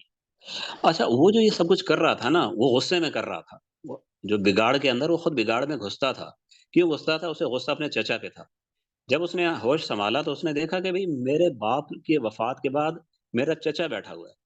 اب یہ بات تو ان شہزادوں کے دماغ میں خناس شروع سے گھس جاتا تھا کہ حکومت ہمارے باپ کی جاگیر ہے۔ جب باپ کی جاگیر ہے تو باپ کی جگہ پہ چاچا کیوں بیٹھ گیا؟ تو جب سے اس نے ہوش سنبھالا، اپنے چچا کو نفرت کی نگاہ سے دیکھا، اور ایک احساس کمتری، احساس محرومی اس کے اندر تھا۔ وہی چیز کو غصہ دلاتی تھی، اسی غصے میں چچا کی، استادوں کی، کسی کی کوئی بات نہیں مانتا تھا، اور فضول کاموں میں زندگی اس نے گزار دی، حتیٰ کہ جوان ہو گیا۔ امام زہری رحمۃ اللہ علیہ، ابن شہاب الزہری جو بہت بڑے محدث ہیں، ہماری کتابیں بخاری مسلم ان کی روایات سے بھری ہوئی ہیں، وہ ہشام کے مشیر تھے۔ انہوں نے کئی دفعہ کہا ہشام سے کہ بھائی تو اب اس کی ولی عہدی منسوخ کر دی، یہ ٹھیک ہونے والا نہیں ہے۔ لیکن افسوس کہ ہشام نے فیصلہ کرنے میں وہ دیر کرتا رہا، چلو دیکھتے ہیں، ذرا دیکھتے ہیں، شاید سدھر جائے، شاید سدھر جائے۔ یہ سوچتے سوچتے اس کی وفات ہو گئی، اور جب وہ مر گیا تو یہ موروثی نظام کا کمال دیکھیے کہ اتنا قابل آدمی گیا ہے جو پوری حکومت کو سنبھالنے کا وہ ماہر تھا، اور اس کے بعد ایسا نالائق آدمی آ گیا ہے جو کہ ایک محلے کا کونسلر بھی بننے کے قابل نہیں تھا۔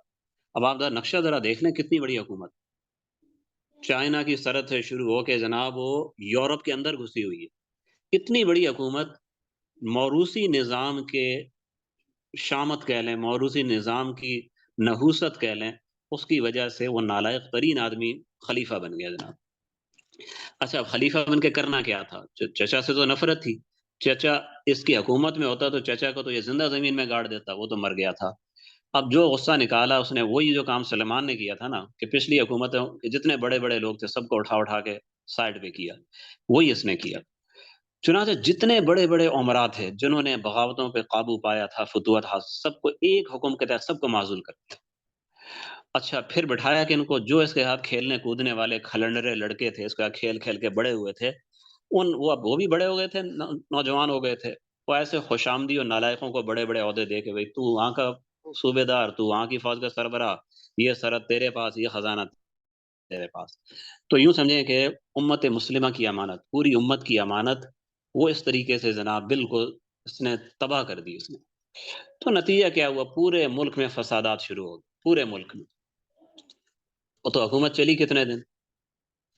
ربیع الاول 125 میں یہ بیٹھا ہے، اور جمادی الاخرہ 126 میں گیا، فروری 743 میں بیٹھا، اپریل 744 میں گیا، یعنی مشکل سے 10 مہینے حکومت چلی ہے اس کی۔ یا 10 مہینے سے آپ اندازہ یوں کر لیں کہ اس زمانے میں تو پیغامات جانے میں اور مختلف تنزلی وغیرہ اور یہ عہدے بدلنے میں مہینے 2 مہینے لگ جاتے تھے۔ کہنے کا مقصد یہ ہے کہ حکومت کوئی چلی نہیں اس کی، تو ہر طرف بغاوتیں پھیل گئیں، اور آخر میں ایک باغی گروپ نے محل میں گھس کے اس کو قتل کر دیا۔ یہ واقعہ 27 جمادی الاخرہ 126 ہجری کا ہے۔ اچھا ہاں ایک منٹ ٹھہرے، مجھ سے تھوڑی سی شاید اندازے کی غلطی ہو رہی ہے۔ ہاں نہیں 1 سال سے تھوڑا اوپر گیا ہے، 1 سال 3 مہینے، 1 سال 3 مہینے اس کی حکومت بنتی ہے، ٹھیک ہے۔ اچھا جی، جس جس گروپ نے اسے قتل کیا تھا اس کا سربراہ تھا یزید بن ولید، یزید بن ولید یعنی ولید بن عبد الملک، جو فاتح خلیفہ تھا اس کا بیٹا آ گیا۔ یہ بندہ بڑا نیک آدمی تھا، بہت متقی آدمی تھا، اسی نے بغاوت کی تھی، اسی نے اس کو جناب قتل کرایا تھا، اور اس نے حکومت سنبھالی ہے۔ تو اس نے تقریر میں کہا کہ بھئی میں نے خلافت اس لیے نہیں حاصل کی کہ میں جناب بڑی بڑی عمارتیں بنواؤں، میں نے اس لیے حاصل کی ہے تاکہ تمہیں تمہارے حقوق ملتے رہیں۔ اگر میں تمہارے حقوق دیتا رہوں تو میری اطاعت کرنا، یہ نہ کروں تو مجھے معزول کر دینا، اور اگر کوئی دوسرا جو بات میں کہہ رہا ہوں حقوق ادا کرنے کی، اسی کام کو لے کے کوئی دوسرا بندہ کھڑا ہو جائے کہ نہیں جی حقوق سب کو دوں گا، تو میں تیار ہوں اس کی بیعت کرنے کے لیے، سب سے پہلے میں خود ہی اس کی بیعت کر لوں گا۔ یعنی بڑا نیک آدمی تھا یہ۔ تو لیکن اب دیکھیں، اب اللہ کی طرف سے میں کہتے ہیں پھر قدرت کی ایک چکی چلتی ہے نا، پھر انسانوں کے کی کوششیں بھی بے سود ہو جاتی ہیں۔ اب یہ نظام مملکت وہاں پہنچ گیا تھا کہ نیک لوگوں کی کوششیں، نیک لوگوں کی دعائیں بھی اب کام نہیں آ رہی تھی۔ اس شخص نے کوشش تو کی، اس نے، اور اس نے اچھا کیا کہ اس ولید کی حکومت کو چلنے نہیں دیا، زیادہ چلتی تو کیا ہوتا۔ تو اس نے خروج کیا، خروج کر کے اس کو دبا دیا، حکومت سنبھال لی، لیکن اس کی حکومت زیادہ نہیں چلی، صرف 6 مہینے اس نے حکومت کی۔ 6 مہینے بعد جناب ایک دم سے طاعون کی وبا میں مبتلا ہو گیا اور کچھ دنوں میں وفات پا گیا۔ 64 سال اس کی عمر تھی، یعنی اپنے اس زمانے میں اپنے خاندان کے بڑوں میں شمار ہوتا تھا، بنو مروان کے۔ اب آپ آگے دیکھ لیں جی، یعنی ابھی 126 چل رہا ہے، 126 میں پہلا حکمران گیا، پھر یہ دوسرا حکمران بھی چلا گیا اسی 1 سال کے اندر۔ اب یہ تیسرا حکمران آ گیا، ابراہیم بن ولید۔ ابراہیم بن ولید جناب یہ آ گیا جی، یہ جو اس کا بھائی تھا جو مرا ہے، اس کا سگا بھائی ہے ابراہیم، وہ آ گیا۔ اس کی حکومت بالکل برائے نام تھی، ذوالحجہ میں شروع ہوئی ہے اور صفر میں ختم، اکتوبر میں شروع، دسمبر میں ختم، تو کیا یہ تقریباً 2 مہینے اس کی 2 2.5 مہینے اس کی حکومت رہی ہے۔ جیسے ہی حکمران بنا، بنو مروان کا ایک اور جرنیل تھا مروان بن محمد، وہ جناب فوج لے کے مقابلے پہ آ گیا اور اس کو شکست ہوئی ہے۔ مروان نے اس کو قتل نہیں کیا اور بس اس کو جناب معزول کر دیا اور خود حکومت سنبھال لی۔ اب یہ 127 ہو گیا، سن 127۔ اب اگلے 5 سال جو حکومت ہے مروان بن محمد کی ہے، اس کو مروان ثانی بھی کہا جاتا ہے، اور جو اس نے حکومت کی ہے 5 سال 10 مہینے حکومت بنتی ہے اس کی۔ تو یہ بہت ہی مشکل دور تھا۔ وہ تمام فتنے جو میں نے آپ کو بتایا نا، ہشام کے دور میں کتنی کتنی بغاوتیں ہوئیں، کون کون کھڑا ہوا، وہ سب لوگ تو تیاری کر رہے تھے، لیکن ان کو کھڑے ہونے کا موقع اس لیے نہیں مل رہا تھا کہ وہ دیکھ رہے تھے یار یہ ابھی چل کیا رہا ہے، ایک آتا ہے ایک جاتا ہے، ایک آتا ہے ایک جاتا ہے، یہ کیا چل رہا ہے، ابھی اسی کو دیکھ رہے تھے کہ ہم ابھی کیا کھڑے ہوں، کوئی اور ہی کھڑا ہو جاتا ہے ہم سے پہلے۔ تو ابھی تھوڑا سا ذرا اسٹاپ ہوا ہے اور اس کی حکومت چلی ہے، اب الگ الگ جگہوں پہ لوگ کھڑے ہونے لگ گئے ہیں، بغاوتیں شروع ہو گئی۔ اور اس نے جو بغاوتوں کو ان کی روک تھام کے لیے جو بھاگا ہے، بہت یعنی سخت، یعنی جفاکش آدمی تھا، سخت جان آدمی تھا۔ تو آج ایک محاذ پہ، آج دوسرے محاذ پہ، اس کے 5 سال 10 مہینے اسی میں گزر گئے۔ اور اس کی جفاکشی کی وجہ سے اس کو حمار کہا جاتا تھا۔ حمار ہمارے ہاں تو سمجھے ایک گالی شمار ہوتا ہے نا، گدھا، تو وہاں پہ جو اس کو حمار کہا گیا، وہ اس کو تعریف کے طور پہ کہا گیا، اتنا بوجھ تو گدھا بھی نہیں اٹھاتا جتنا اس نے اٹھایا ہے۔ ٹھیک ہے جی۔ اور کچھ لوگ طنز کے طور پہ اس کو گدھا کہتے تھے۔ بہرحال جو بھی تھا، آخر اس نے جو بھی اس نے کیا، اس میں میں 4 چیزیں آپ کو بتاتا ہوں۔ بنیادی طور پہ 4 خرابیاں وہاں پہ اس وقت میں تھیں۔ پہلی چیز یہ اندرونی بغاوتیں، سرکش ومرا، ان میں خوارج بھی شامل ہو گئے۔ ٹھیک ہے۔ نمبر 2، یمانی اور مزری قبائل میں کشمکش چل رہی، تو کشمکش بھی ایسی نہیں آپ یہ کہیں گے جی وہ بس ناراض تھے، ایک دوسرے کے پیچھے نماز بھی نہیں پڑھتے تھے۔ یمانی امام، یمانی قاری صاحب، یمانی مفتی صاحب کے پیچھے مزری لوگ نماز نہیں پڑھتے تھے، اور بالعکس یہ صورتحال تھی۔ چنانچہ ایک ہی وقت میں جامع اموی، جو دارالخلافہ کی جامع مسجد تھی، اس کے اندر 2 الگ الگ محراب بنا دیے گئے، مصلے 2 الگ الگ بنا دیے گئے۔ ادھر مزریوں کی نماز ہو رہی ہوتی، ادھر یمانیوں کی نماز ہو رہی ہوتی۔ کوئی عقیدے کا اختلاف نہیں تھا، صرف قبائلی نفرت تھی، ان کے پیچھے نماز کیوں پڑھیں بھائی؟ تو جب دارالخلافہ میں یہ حال تھا، باقی ملک کا آپ خود سوچ لیں کیا حال ہوگا۔ اچھا، اب پھر آپ خاندان بنو امیہ میں دیکھ لیں، خاص خاندان بنو امیہ جو ہیں ہی ایک قبیلہ، قریش کے ہیں سارے، بنو امیہ کے ہیں، ان میں بنو مروان کے اندر کئی گروپ بنے ہوئے تھے، کیونکہ ابھی آخری جو میں نے بتایا آپ کو 125 کے بعد یہ 3-4 خلفاء آئے ہیں، ایک نے دوسرے کو مارا، سب بنو مروانی کے ایک دوسرے کو گرا رہے تھے، اٹھا رہے تھے، تو یہ ان کے آپس میں بہت زیادہ اختلافات چل پڑے تھے، کسی کو کسی پہ اعتماد نہیں تھا۔ یہ 3 چیزیں ہو گئی، یعنی اندرونی بغاوتیں مع خوارج کے، نمبر 2 یمانی اور مزری ان کا اختلاف، نمبر 3 بنو مروان کا آپس میں عدم اعتماد، اور نمبر 4 بنو ہاشم کی خفیہ دعوت۔ بنو ہاشم کی خفیہ دعوت چل رہی تھی، عباسی اس کے سب اس میں پیش تھے، وہ خفیہ طور پر پورے ملک میں اپنے لوگ انہوں نے پھیلا دیے۔ یہ بات میں آگے آپ کو بتاؤں۔ اب پہلے ہم آتے ہیں اندرونی بغاوتوں میں، ٹھیک ہے، تو اس میں پہلے شام میں بغاوت ہوئی ہے، اور تقریباً پورے شام میں جگہ جگہ بغاوتیں ہوئی ہیں، اور مروان نے ہر جگہ اس میں کامیابی حاصل کی ہے، ہر جگہ اس نے بغاوت کو اس نے کچل دیا ہے۔ اچھا جی، پھر جناب ایک جگہ تو اتنی بڑی لڑائی ہوئی، اس میں 70,000 جو لوگ تھے بنو مروان ہی کے لوگ، وہ اس مروان کے خلاف کھڑے ہو گئے۔ اپنا سردار ہشام بن عبد الملک کا بیٹا تھا سلیمان، اس کو اپنا انہوں نے خلیفہ مان لیا۔ مروان نے ان کو بھی بہت بڑی جنگ لڑ کے ان کو پسپا کر دیا۔ پھر جناب عراق میں کھڑا ہو گیا، میں نے جو خوارج تھے، ضحاک ابن قیس بہت بڑا باغی سردار تھا، اس نے عراق پہ قبضہ کیا، کوفہ پہ قبضہ کیا، شام تک پہنچ گیا۔ حران تک پہنچا تو مروان اس کے مقابلے میں خود آ گیا۔ اتنی بڑی لڑائی ہوئی ہے، اس لڑائی میں ضحاک خارجی مارا گیا اور مروان جو ہے فاتح ہوا۔ ٹھیک ہے، ابھی یہ فتنہ ختم نہیں ہوا، ایک اور خارجی تھا ابو حمزہ، وہ مکہ پہ اس نے قبضہ کر لیا، مکہ اور مدینہ دونوں پہ قبضہ کیا، اور اتنا قتل عام کیا، خاص طور پہ مدینہ میں تو اس نے اتنا قتل عام کیا کہ کہتے ہیں مدینہ کا شاید ہی کوئی گھر ایسا ہو جس میں کوئی نہ کوئی قتل نہ ہوا۔ مدینہ میں قتل عام کر کے پھر یہ شام کی طرف بڑھا۔ بہرحال مروان پھر اس کے مقابلے میں نکلا ہے، بہت بڑی لڑائی ہوئی ہے، یہاں بھی ابو حمزہ مارا گیا۔ تو یہ جو لڑائیاں تھیں مروان کے تخت نشین ہوتے ہی شروع ہوئی ہیں، 3 سال سے زیادہ عرصے، تقریباً 3.5 سال جاری رہی، اور مروان ان سب میں کامیاب ہوا ہے۔ لیکن اب ہم آتے ہیں اس بات کی طرف کہ جس کے سامنے مروان کی کچھ نہ چلی، وہ تھا بنو ہاشم کا انقلاب یا بنو ہاشم کی دعوت۔ ٹھیک، اس بات کو ذرا اچھے طریقے سے سمجھنا ہے، یہ مسئلہ کیا تھا، بنو ہاشم کی دعوت کیا تھی۔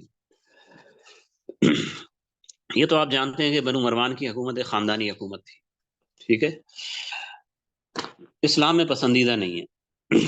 لیکن اب ایک بات چل پڑی تھی مسلمانوں میں، اور مسلمانوں نے ایک لحاظ سے قبول کر بھی لیا تھا، بھئی اگر بنو مروان میں خلیفہ اگر اچھا ہو تو ہمیں کوئی شکایت نہیں۔ عمر بن عبد العزیز بنو مروان کے تھے، کتنے اچھے تھے، ہم بھی خوش ہیں، ٹھیک ہے، چلو خاندانی حکومت چلے، کام اچھے کرے۔ تو ساتھ میں ایک بات یہ پیدا ہوئی، یار اگر خاندانوں ہی کی حکومت چلنی ہے ہمارے اوپر، تو حضور صلی اللہ علیہ وسلم کے خاندان کی حکومت کیوں نہ ہو؟ جب میرٹ کا مسئلہ اتنا نہیں ہے، اصل پہلی چیز خاندان کی ہے، تو نبی اکرم صلی اللہ علیہ وسلم کے خاندان سے زیادہ افضل کون ہے؟ وہ کیوں نہیں آتے، انہیں کیوں نہیں آگے کیا جاتا؟ یہ ایک بات چلنے لگی اندر اندر۔ پھر کچھ ایسے لوگ تھے جنہوں نے اس کو ایک تحریک بنا کے چلایا۔ اس میں آپ یہ سمجھیں کہ 3 گروپ بن گئے شیعان علی کے، اس میں ساتھ ساتھ کون ہے؟ شیعان علی ساتھ تھے اس میں۔ شیعان علی میں 3 گروپ تھے۔ پہلا تھا وہ گروپ جو زید ابن علی کے ساتھ تھا، ٹھیک ہے۔ دوسرا گروپ تھا ان کے بھائی محمد باقر، جو شیعوں کے اثنا عشریہ کے امام، ان کو امام معصوم کہتے ہیں۔ محمد باقر کا وہ تھا، وہ بھی حضرت حسین کے پوتے تھے۔ ایک تیسرا گروپ تھا جو سبائیوں کی کا اعلی کار تھا، ٹھیک ہے۔ یہ جو شیعان علی کے پہلے 2 گروپ ہیں، جو زید ابن علی کے ساتھ تھے، یہ محمد باقر کے ساتھ تھے، یہ لوگ عقیدے کے لحاظ سے اہل سنت ہی جیسے تھے، تھوڑا بہت ان میں اختلاف تھا، کوئی ایسا اختلاف نہیں تھا اسلام اور کفر کا۔ جو ایک گروپ بہت قلیل گروپ تھا، وہ خفیہ طور پہ کام کرتا تھا، وہ سبائی تحریک کا مہرہ تھا، اور وہ حضرت ابوبکر عمر اور یہ دیگر خلفاء کو برا بھلا بھی کہتا تھا، ظالم بھی کہتا تھا۔ یہ بات کے جو پھر شیعہ جو آج تک چلے آ رہے ہیں، یہ اسی سبائی گروپ کے لوگ ہیں۔ بعد میں جو حکومتیں ان کو ملی تو آگے بڑھ گئے، وہ تفصیل تو آگے آئے گی بنو بوئے کے دور میں۔ ابھی یہ لوگ تھوڑے تھے، لیکن بہرحال کام کرنے کے بڑے ماسٹر تھے، اپنے اصل چیزوں کو ظاہر کیے بغیر لوگوں کو اپنے ساتھ ملا لیتے تھے۔ اچھا، اب میں نے آپ کو حضرت زید بن علی کا تو میں نے بتایا کہ کیسے کوفہ میں وہ کھڑے ہوئے بغیر تیاری کے، اور ان کو قتل ہونا پڑا، اس کا انجام ان کا قتل تھا، جو ایک افسوسناک انجام تھا، ٹھیک ہے۔ اس لڑائی سے پہلے یہ سبائی گروپ بھی ان کے پاس آیا۔ زید بن علی نے جب خروج کی تیاری کی نا، تو یہ سبائی گروپ بھی اس میں موجود تھا۔ تو سبائی گروپ نے کہا کہ ہم آپ کی مدد کریں گے، بڑے لوگ آپ کو دیں گے، مگر آپ ذرا کھڑے ہو کے حضرت ابوبکر عمر کو گالم گلوچ کریں ان پہ، پھر ہم آپ کے ساتھ ہیں۔ تو حضرت زید بن علی نے کہا نہیں، یہ کیسے ہو سکتا ہے، میں تو ان دونوں سے بڑی محبت کرتا ہوں۔ تو یہ سن کے جو وہ لوگ تھے، یعنی سبائی گروپ والے، انہوں نے کہا کہ اچھا، اگر آپ حضرت ابوبکر عمر سے محبت کرتے ہیں تو ہم آپ سے رفض کرتے ہیں۔ رفض نہ کا رفض معنی کسی چیز کو چھوڑ دینے کا ہوتا ہے نا، آپ کو ہم نے آپ کو چھوڑ دیا۔ تو حضرت زید بن علی نے کہا کہ رفضونا فسمیت الروافض، انہوں نے ہم کو چھوڑ دیا ہے، اہل بیت کو چھوڑ دیا ہے، حضرت حسین کی اولاد کو بھی انہوں نے چھوڑ دیا، فسمیت روافض، تمہارا نام ہی روافض ہے۔ بات سمجھ میں آ رہی ہے؟ تو یہ روافظ جو آج کل تو تقریباً شیعوں کے آپ کہہ سکتے ہیں شاید 90% سے زیادہ ہی وہ روافظ ہیں. تو یہ اپنے آپ کو شیعہ کہتے ہیں تو جھوٹ بولتے ہیں، شیعہ ہے نہیں ہے یہ. ٹھیک ہے، شیعان علی کا مطلب تو یہ ہے کہ حضرت علی اور ان کے لوگوں سے محبت کرنا. یہ تو ان کو چھوڑ کر روافظ کہلائیں گے. نام رکھا ہی حضرت حسین کے پوتے نے ان کا نام رکھا تھا. تو خیر انتہا پسند شیعوں کو روافظ کہا جانے لگا. ٹھیک ہے، اور یہ باقی شیعان علی سے وہیں پہ الگ ہو گئے. اب یہ شیعان علی سے الگ ہو گئے. تو اب شیعان علی میں جو جماعتیں بنی ہیں 3 جماعتیں بن گئی. ٹھیک ہے، یعنی شیعان علی سے مرادی اصل وہ ہیں تو شیعہ نہیں ہیں لیکن کہلاتے ہیں، اس لیے میں اصلا کہہ رہا ہوں. نمبر 1 روافظ نسبت کرتے ہیں شیعان علی کی طرف، اور اصل میں وہ اسلام دشمنوں کے ہاتھوں میں کھیل رہے ہیں، یہود کے ہاتھوں میں کھیل رہے ہیں. اور اسلام دشمن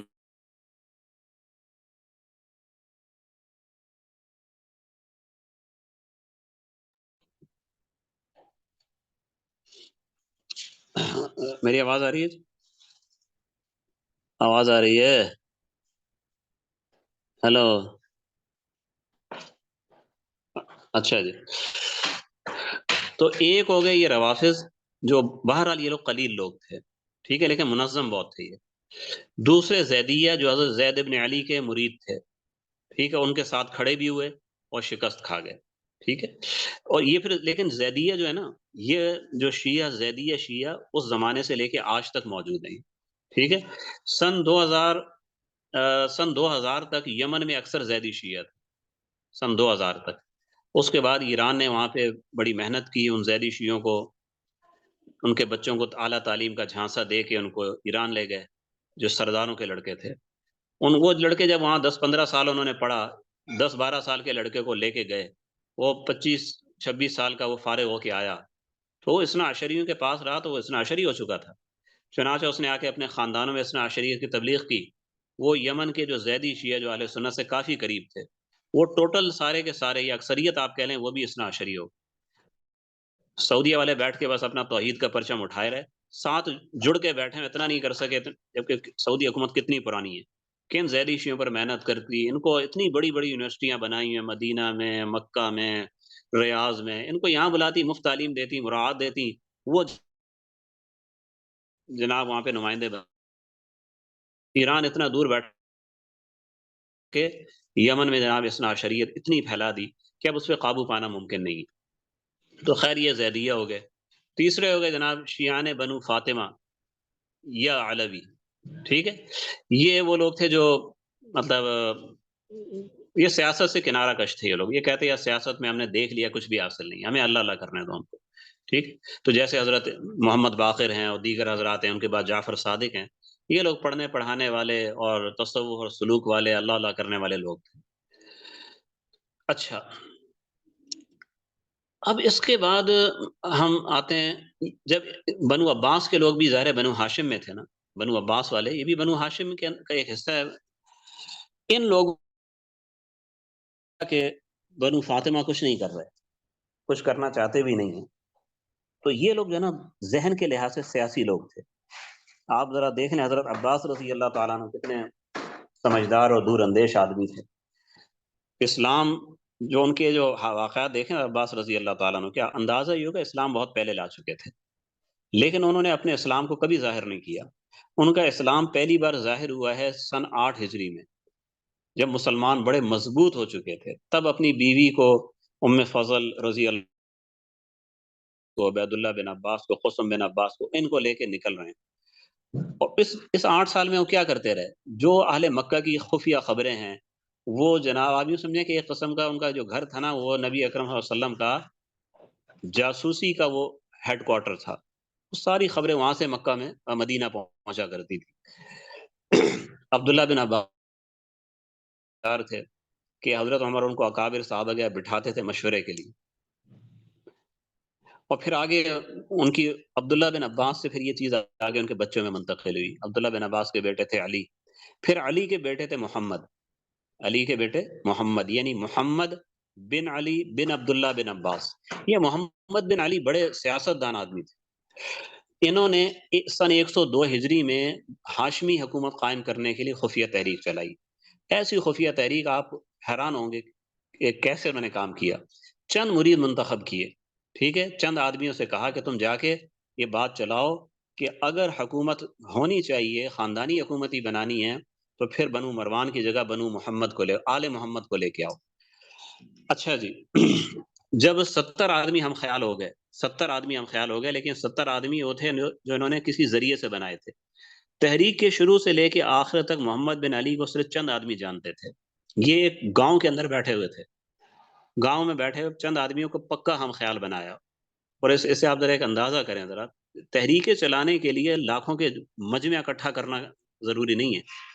یہ آپ لاکھوں جناب فیس بک پہ اپنے فالوورز بنا لیں، اور انسٹاگرام پہ آپ کے لاکھوں، یوٹیوب پہ آپ کو، یہ اس سے کوئی تحریک نہیں چلتی ہے، بھیڑ سے کوئی کام نہیں ہوتا ہے۔ آپ چند آدمی تیار کر لیں قربانی دینے والے، جو اتنے مضبوط ہوں کہ وہ کہیں کہ ہم مر جائیں گے، اس کام سے پیچھے نہیں ہٹیں گے۔ وہ اگر 5 آدمی بھی آپ تیار کر لیتے ہیں، آپ کا کام چلے گا۔ انہوں نے ایسے ہی کیا، چند آدمی اپنے تیار کیے، ان کے ذمہ لگایا کہ تم 70 آدمی تیار کرو۔ انہوں نے جو 70 آدمی تیار کر لیے، ان 70 میں سے انہوں نے پھر 12 منتخب کیے۔ یہ 12 جو ہے نا، یہ ہمارے داعی ہیں، ٹھیک ہے۔ اب داعیوں نے آگے طے کیا کہ ایک ایک داعی جو ہے نا، وہ 12 آدمی تیار کرے گا، ایک ایک داعی 12 آدمی تیار کرے گا۔ کوئی سوشل میڈیا نہیں ہے، کوئی میڈیا نامی کوئی چیز ہی نہیں ہے، اخبار تک نہیں ہے، زبانی دعوت چل رہی ہے۔ اور 20 سال کے اندر جناب انہوں نے، 30 سال تقریباً لگے ان کو، لیکن 20 سال میں خیر تیاری پوری کر لی تھی۔ 20 سال میں ایسی فضا بنا دی، جب گھوڑوں گدھوں میں سفر تھا۔ حکومت آپ دیکھیں کتنی بڑی ہے، تقریباً پورا عالم اسلام آ جاتا ہے، پورا بالکل کایا پلٹ دی انہوں نے۔ میں پھر بات کہہ رہا ہوں، جو آدمی ہم خیال بنائے چند آدمی، ان میں سے 12 کو بنایا داعی۔ ہر داعی کے ذمے تھا کہ تم نے آگے سے 12 آدمی تیار کرنے۔ ان 12 کے نام رکھے نقیب۔ ہر نقیب کے ذمے تھا کہ تم نے 70 آدمی تیار کرنے۔ ان 70 کا لقب رکھا گیا عامل۔ پھر ہر عامل نے آگے آگے کام کرنا تھا۔ تو آپ ذرا اس کو ضرب تقسیم آگے ضرب کرتے جائیں، کتنے بن جائیں گے؟ یہ لاکھوں میں بن جاتے ہیں تھوڑا آگے چل کے۔ نہ عامل کو یہ پتا تھا، عامل کو تو خیر اتنا پتا ہوتا کہ مجھے نقیب نے دعوت دی ہے، نقیب کون ہے۔ نقیب کو یہ پتا ہوتا تھا مجھے دعوت دی ہے داعی نے، وہ داعی کون ہے۔ لیکن اس داعی کو یہ نہیں پتا ہوتا تھا کہ پیچھے بڑا کون ہے۔ محمد بن علی کو کوئی نہیں جانتا تھا، نام بھی ان کا نہیں جانتا تھا۔ یہ تو پتا ہوگا کہ عالم اسلام میں محمد بن علی ایک مشہور آدمی ہے، ایک بزرگ آدمی ہے، یہ نہیں پتا کہ ہماری تحریک وہ چلا رہے ہیں۔ تو چنانچہ جو بھی گرفتار ہوتا، مار پیٹ کر کے جناب بنو امیہ کے لوگ کچھ بھی کرتے، نام نکلتا ہی نہیں تھا۔ تو محمد بن علی کا جو گھر تھا، وہ دارالخلافہ کے ساتھ ہی تھا۔ دارالخلافہ کے باہر گاؤں تھا حمیمہ کے نام کا، اسی گاؤں میں بیٹھے ہوئے تھے، اور لوگ آتے جاتے تھے۔ کبھی جاسوس ان کو بنو امیہ کے خواب خیال میں بھی نہیں آیا کہ یہ بندہ، خود بھی یہ ملنے کے لیے آتے تھے، بنو امیہ سے ملتے تھے، بنو مروان کے خلفاء کے پاس بیٹھتے تھے، گپ لگاتے تھے، قہوہ پیتے تھے، ہدیوں کا تبادلہ ہوتا تھا، پھر واپس اپنے گاؤں چلے جاتے تھے۔ کسی کے وہم و گمان میں نہیں تھا کہ اس نے ہماری پوری سلطنت کو اس نے کھوکھلا کر دی، ہوا میں کھڑی ہماری سلطنت۔ اچھا جی، جن لوگوں کی بیعت لی جاتی تھی ان کی باقاعدہ لسٹیں بنائی جاتی تھی، اور یہ ان کے سامنے پیش ہوتی تھی کہ اب اتنے آدمی ہو گئے، اتنے آدمی ہو گئے۔ پتہ لگ گیا 20ویں سال میں جا کے جو لاکھوں آدمی اب تیار ہیں۔ اور جو بھی بیعت کرتا تھا، اس کا پورا ایک نیٹ ورک تھا، معاشی نیٹ ورک تھا، بہت بڑا نیٹ ورک تھا۔ جو شخص بھی بیعت ہوتا، جو کہ تقریباً 15ویں 20ویں سال میں وہ افراد لاکھوں میں تھے، کہ ہر شخص اپنی آمدن کا 5واں حصہ وہ امام کے لیے بھیجے گا۔ 5واں حصہ آپ اندازہ کریں، زکوٰۃ 2.5% ہوتی ہے، اس سے بھی ڈبل۔ تو سال میں جب وہ اتنی رقم جب تحریک کے لیے آتی تھی، اس تحریک کی مالی حیثیت کیسی تھی؟ بہت مضبوط تھی۔ تو اس لیے یہ تحریک جو نا وہ چلتی رہی، اور آخر یہ ہوا کہ اس تحریک میں ابو مسلم خراسانی آیا۔ ابو مسلم خراسانی جو تھا، یہ جناب، اچھا پھر اس میں یہ ہوا تھا کہ محمد بن علی جو تھے نا، وہ سن 125 میں وفات پا گئے۔ یعنی جس سال ہشام بن عبد الملک کی وفات ہوئی ہے، اسی سال محمد بن علی کی بھی وفات ہو گئی ہے۔ وفات سے پہلے اپنے بیٹے ابراہیم کو جانشین بنا دیا، اپنے بیٹے ابراہیم کو جانشین انہوں نے بنا دیا۔ ابراہیم کے پاس ابو مسلم خراسانی نامی نوجوان آیا۔ جب یہ آیا ہے تو یہ خود 25 سال کا تھا۔ آپ لوگ یہ نہ سمجھے ابو مسلم خراسانی کوئی بڈھا بابا تھا جو اتنا بڑا جناب اس نے انقلاب لانے میں سب سے آگے وہی تھا نا، یہ بالکل نوجوان 25 سال کا لڑکا تھا۔ وہ ابراہیم کے پاس آیا، ان کا دایاں بازو بن گیا۔ خراسان میں داعی اس کو مقرر کر دیا گیا، وہاں گیا اور بہت بڑا جناب جم غفیر اس نے جمع کر لیا، جنگ کی تیاری کر لی. اور ادھر یہی وہی زمانہ تھا کہ شام کے بعد اگلا خلیفہ آیا گیا، پھر اگلا آیا گیا، پھر اگلا آیا گیا. تو پیچھے صوبوں میں کوئی حال ہی نہیں تھا، بد نظمی کی انتہا تھی.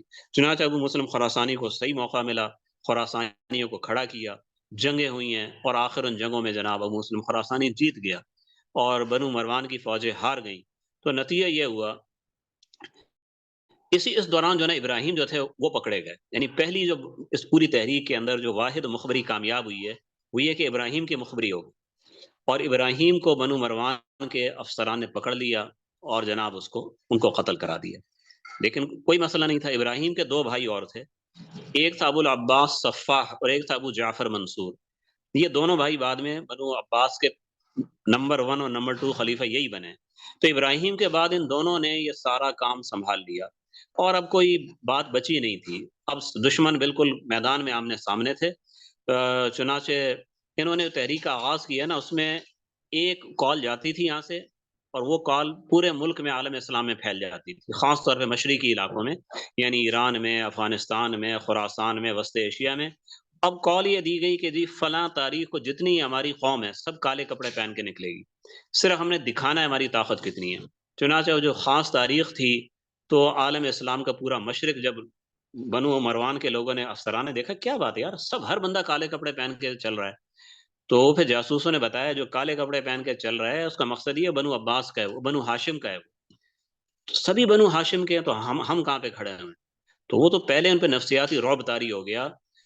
اور اس کے بعد جب جنگیں شروع ہوئی ہیں تو یہ شکستیں کھاتے کھاتے کھاتے یہ خراسان سے لشکر چلا ہے. آپ تصور کر لیں، جہاں پہ آپ کو یہ نظر آ رہا ہے، ہرات نظر آ رہا ہے آپ کو، ٹھیک ہے، تقریباً اس جگہ سے جنگ یا خراسان آپ کو نظر آ رہا ہے نقشے میں، یہاں سے لشکر چلے ہیں اور چلتے چلتے کوفہ پہنچے.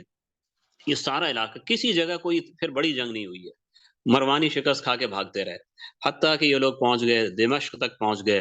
اور یہاں ایک قریب میں الجزیرہ کے قریب بڑی جنگ ہوئی ہے جس میں مروان ابن محمد جو خلیفہ تھا وہ سامنے آیا، 1,20,000 سپاہی لے کے پوری بنو امیہ کی طاقت کو جمع کر لیا. ادھر سے جناب بنو ہاشم کا، بنو عباس کی لشکر آیا، اور بڑی جنگ کے بعد مروان کو شکست ہو گئی. اس لڑائی میں جو صرف اموی شہزادے قتل ہوئے ہیں، اموی عمرا بڑے، وہ 300 کے قریب تھے. یہ واقعہ ہے 11 جمادی الاخرہ سن 132 ہجری کا. اس کے بعد یہ بڑے آرام سے انہوں نے دمشق فتح کر لیا، اور چونکہ انتقام کا جذبہ بھی ان میں بہت زیادہ تھا، اشتعال بہت زیادہ تھا، تو وہاں پہ بنو امیہ کے کوئی تقریباً 80 شہزادے جو دمشق میں پکڑے گئے، ان سب کو وہاں پہ ڈنڈوں سے مار مار کے ان کو قتل کیا گیا، کوئی زندہ نہیں بچا. یعنی تلوار سے مارتے تو آسان تھا نا، لیکن وہ تکلیف دے کے مارنا تھا. تو لوگوں کو کہا کہ ان کو مکوں لاتوں ڈنڈوں سے مارو. چنانچہ وہ سارے شہزادے بڑے بڑے ان کے ہمارا اس طرح مر گئے. مروان وہ بھاگ کے افریقہ پہنچا، مگر تعاقب ہوتا رہا. آخر 27 ذوالحجہ 132 کو جو تعاقب میں سپاہی لگے ہوئے تھے انہوں نے اس کو پکڑ لیا، تو پکڑ کے اس کو قتل کر دیا. مروان بن محمد کی عمر ہوئی 58 سال، 5 سال 10 مہینے حکومت کی، اور ایک افسوسناک انجام کے اوپر اس کی حکومت ختم ہوئی. بنو امیہ کی حکومت تقریباً 83 سال تک رہی ہے، 83 سال. اس میں 24 سال تک حکومت تھی بنو سفیان کی، حضرت معاویہ، یزید اور پھر معاویہ بن یزید. 24 سال ان کی حکومت ہوئی ہے. پھر بنو مروان آئے سن 73 سے 132، تقریباً 59 سال. تو 24 اور 59 کو آپ ملائیں تقریباً 83 سال یہ بنتے ہیں.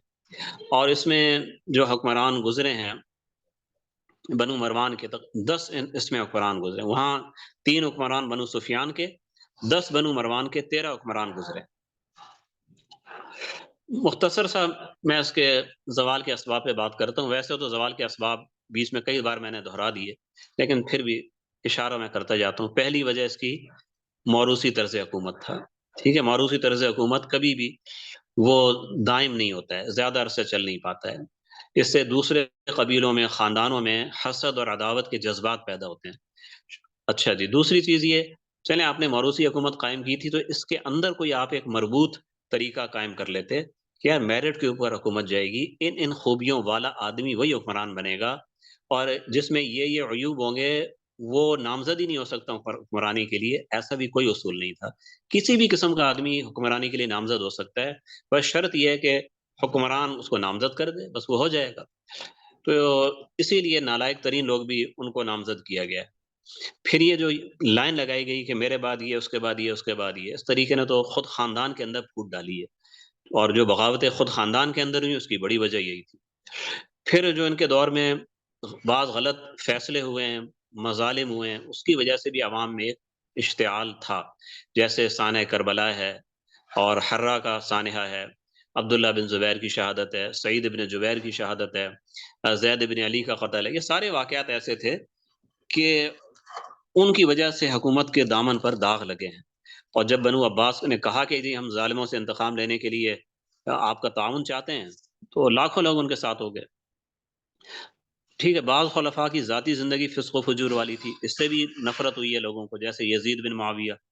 اسی طرح ولید بن یزید، جو میں نے آخر میں بتایا آپ کو، تو اس کا بھی حال یہی تھا. اچھا، تو کہنے کا مقصد یہ ہے کہ پھر جو خالص عربوں کی حکومت تھی، تو اس میں بنو مروان کے نزدیک جو بھی حکمت عملی ہو، اس کی مصلحتیں ہوں، مگر عجمی لوگوں میں تو احساس محرومی پیدا ہو گیا اس کی وجہ سے. تو اس وجہ سے جب بنو ہاشم کی تحریک چلی ہے نا، اس میں سب سے زیادہ ساتھ دینے والے عجمی تھے. انہوں نے کہا یار شاید اب ایک ایسی حکومت آ جائے، اگر ہم ساتھ دیں گے تو حکومت کے اندر بھی پھر ہمارا حصہ بن جائے گا. تو اسی لیے انہوں نے ساتھ دیا. اور پھر یہ سب سے بڑا جو مسئلہ پھر ہو گیا تھا کہ خود ان کے جو عربی حکومت تھی، اس کے آپس میں یمانی، مزری، ان کی آپس میں باقاعدہ لڑائیاں شروع ہو گئی تھیں. تو کیا پھر یہ حکومت چل سکتی تھی؟ جبکہ بنو عباس کی کامیابی کی وجوہات جو تھی، اس میں پہلی چیز یہ کہ انہوں نے بہت تحمل کے ساتھ حکومت اپنی تحریک چلائی ہے. اس سے پہلے جو خروج ناکام ہوئے، اس سب کو دیکھا انہوں نے، اور دیکھا کہ ان خروج میں غلطی کہاں پہ ہوئی ہے اور کس وجہ سے وہ ناکام ہوئے. ان غلطیوں سے بچ کے انہوں نے اپنی دعوت چلائی، اور بڑے طریقے سے چلائی ہے.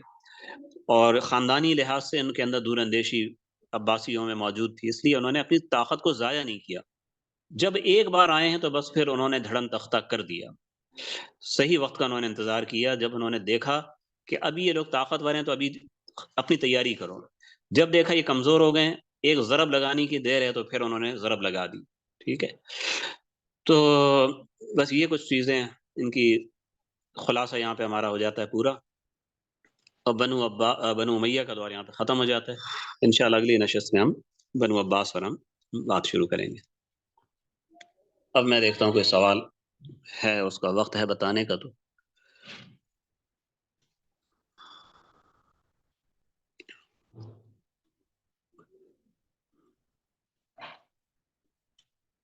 یہ سوال کوئی بھی نظر نہیں آ رہا جی. مجھے سوال کوئی بھی نظر نہیں آیا. ایک سوال بیچ میں کوئی آیا تھا کہ جی وہ موسیٰ بن نصیر کے ساتھ کیا کیا تھا، وہ تو میں بتا چکا تھا آپ کو. جو سلیمان بن عبد الملک والا سبق تھا، اس کی ریکارڈنگ سن لیجئے، وہ تفصیل میں بتا چکا ہوں اس میں.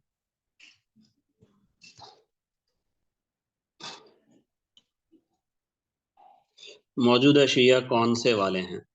دیکھیں، موجودہ شیعوں میں ابھی کئی فرقے ہیں. ان میں جیسے اثنا عشریہ ہے.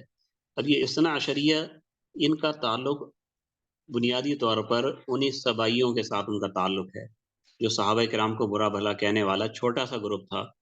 پہلی صدی ہجری میں بہت چھوٹا تھا، دوسری صدی ہجری میں بھی چھوٹا تھا. یہ لوگ غالب تب آئے ہیں جب چوتھی صدی ہجری میں ان کے عقیدے والے تھے بنو بوئے. وہ ایک فوجی گروپ آپ کہہ لیں. اس فوجی گروپ نے حکومت قائم کر لی بغداد پہ، خلیفہ کو بھی اپنا گویا کہ یرغمال بنا لی. انہوں نے پھر اس مذہب کو پھیلایا ہے، جس کو اثنا عشریہ کہا جاتا ہے. اس وقت جو عالم اسلام میں اکثر جو شیعہ ہیں اثنا عشری ہیں. تو یہ کہتے ہیں جی 12 امام ہیں اور 12 کے 12 معصوم ہیں، اور قرآن مجید میں تحریف ہوئی ہے. اور اسی طریقے سے صحابہ کرام کو، حضرت ابوبکر، حضرت عمر، عثمان، ان حضرات کو اور دیگر کو بھی، لیکن ان تین کا میں اس لیے کہہ رہا ہوں، یہ تو سب سے بڑے ہیں نا، ان کو بھی نہیں چھوڑتے ہیں، تو باقی اس کو چھوڑیں گے. تو ان کے بہت سے کفری عقائد ہیں. 12 امام کون سے ہیں جو الگ الگ مانتے ہیں، پوری لسٹ ہے، ابھی اس کو بتانے کا ٹائم نہیں ہے. ہاں، اس پہ شیعوں پر الگ نشست ہو سکتی ہے انشاءاللہ تعالی. ٹھیک ہے جی. السلام علیکم ورحمۃ اللہ۔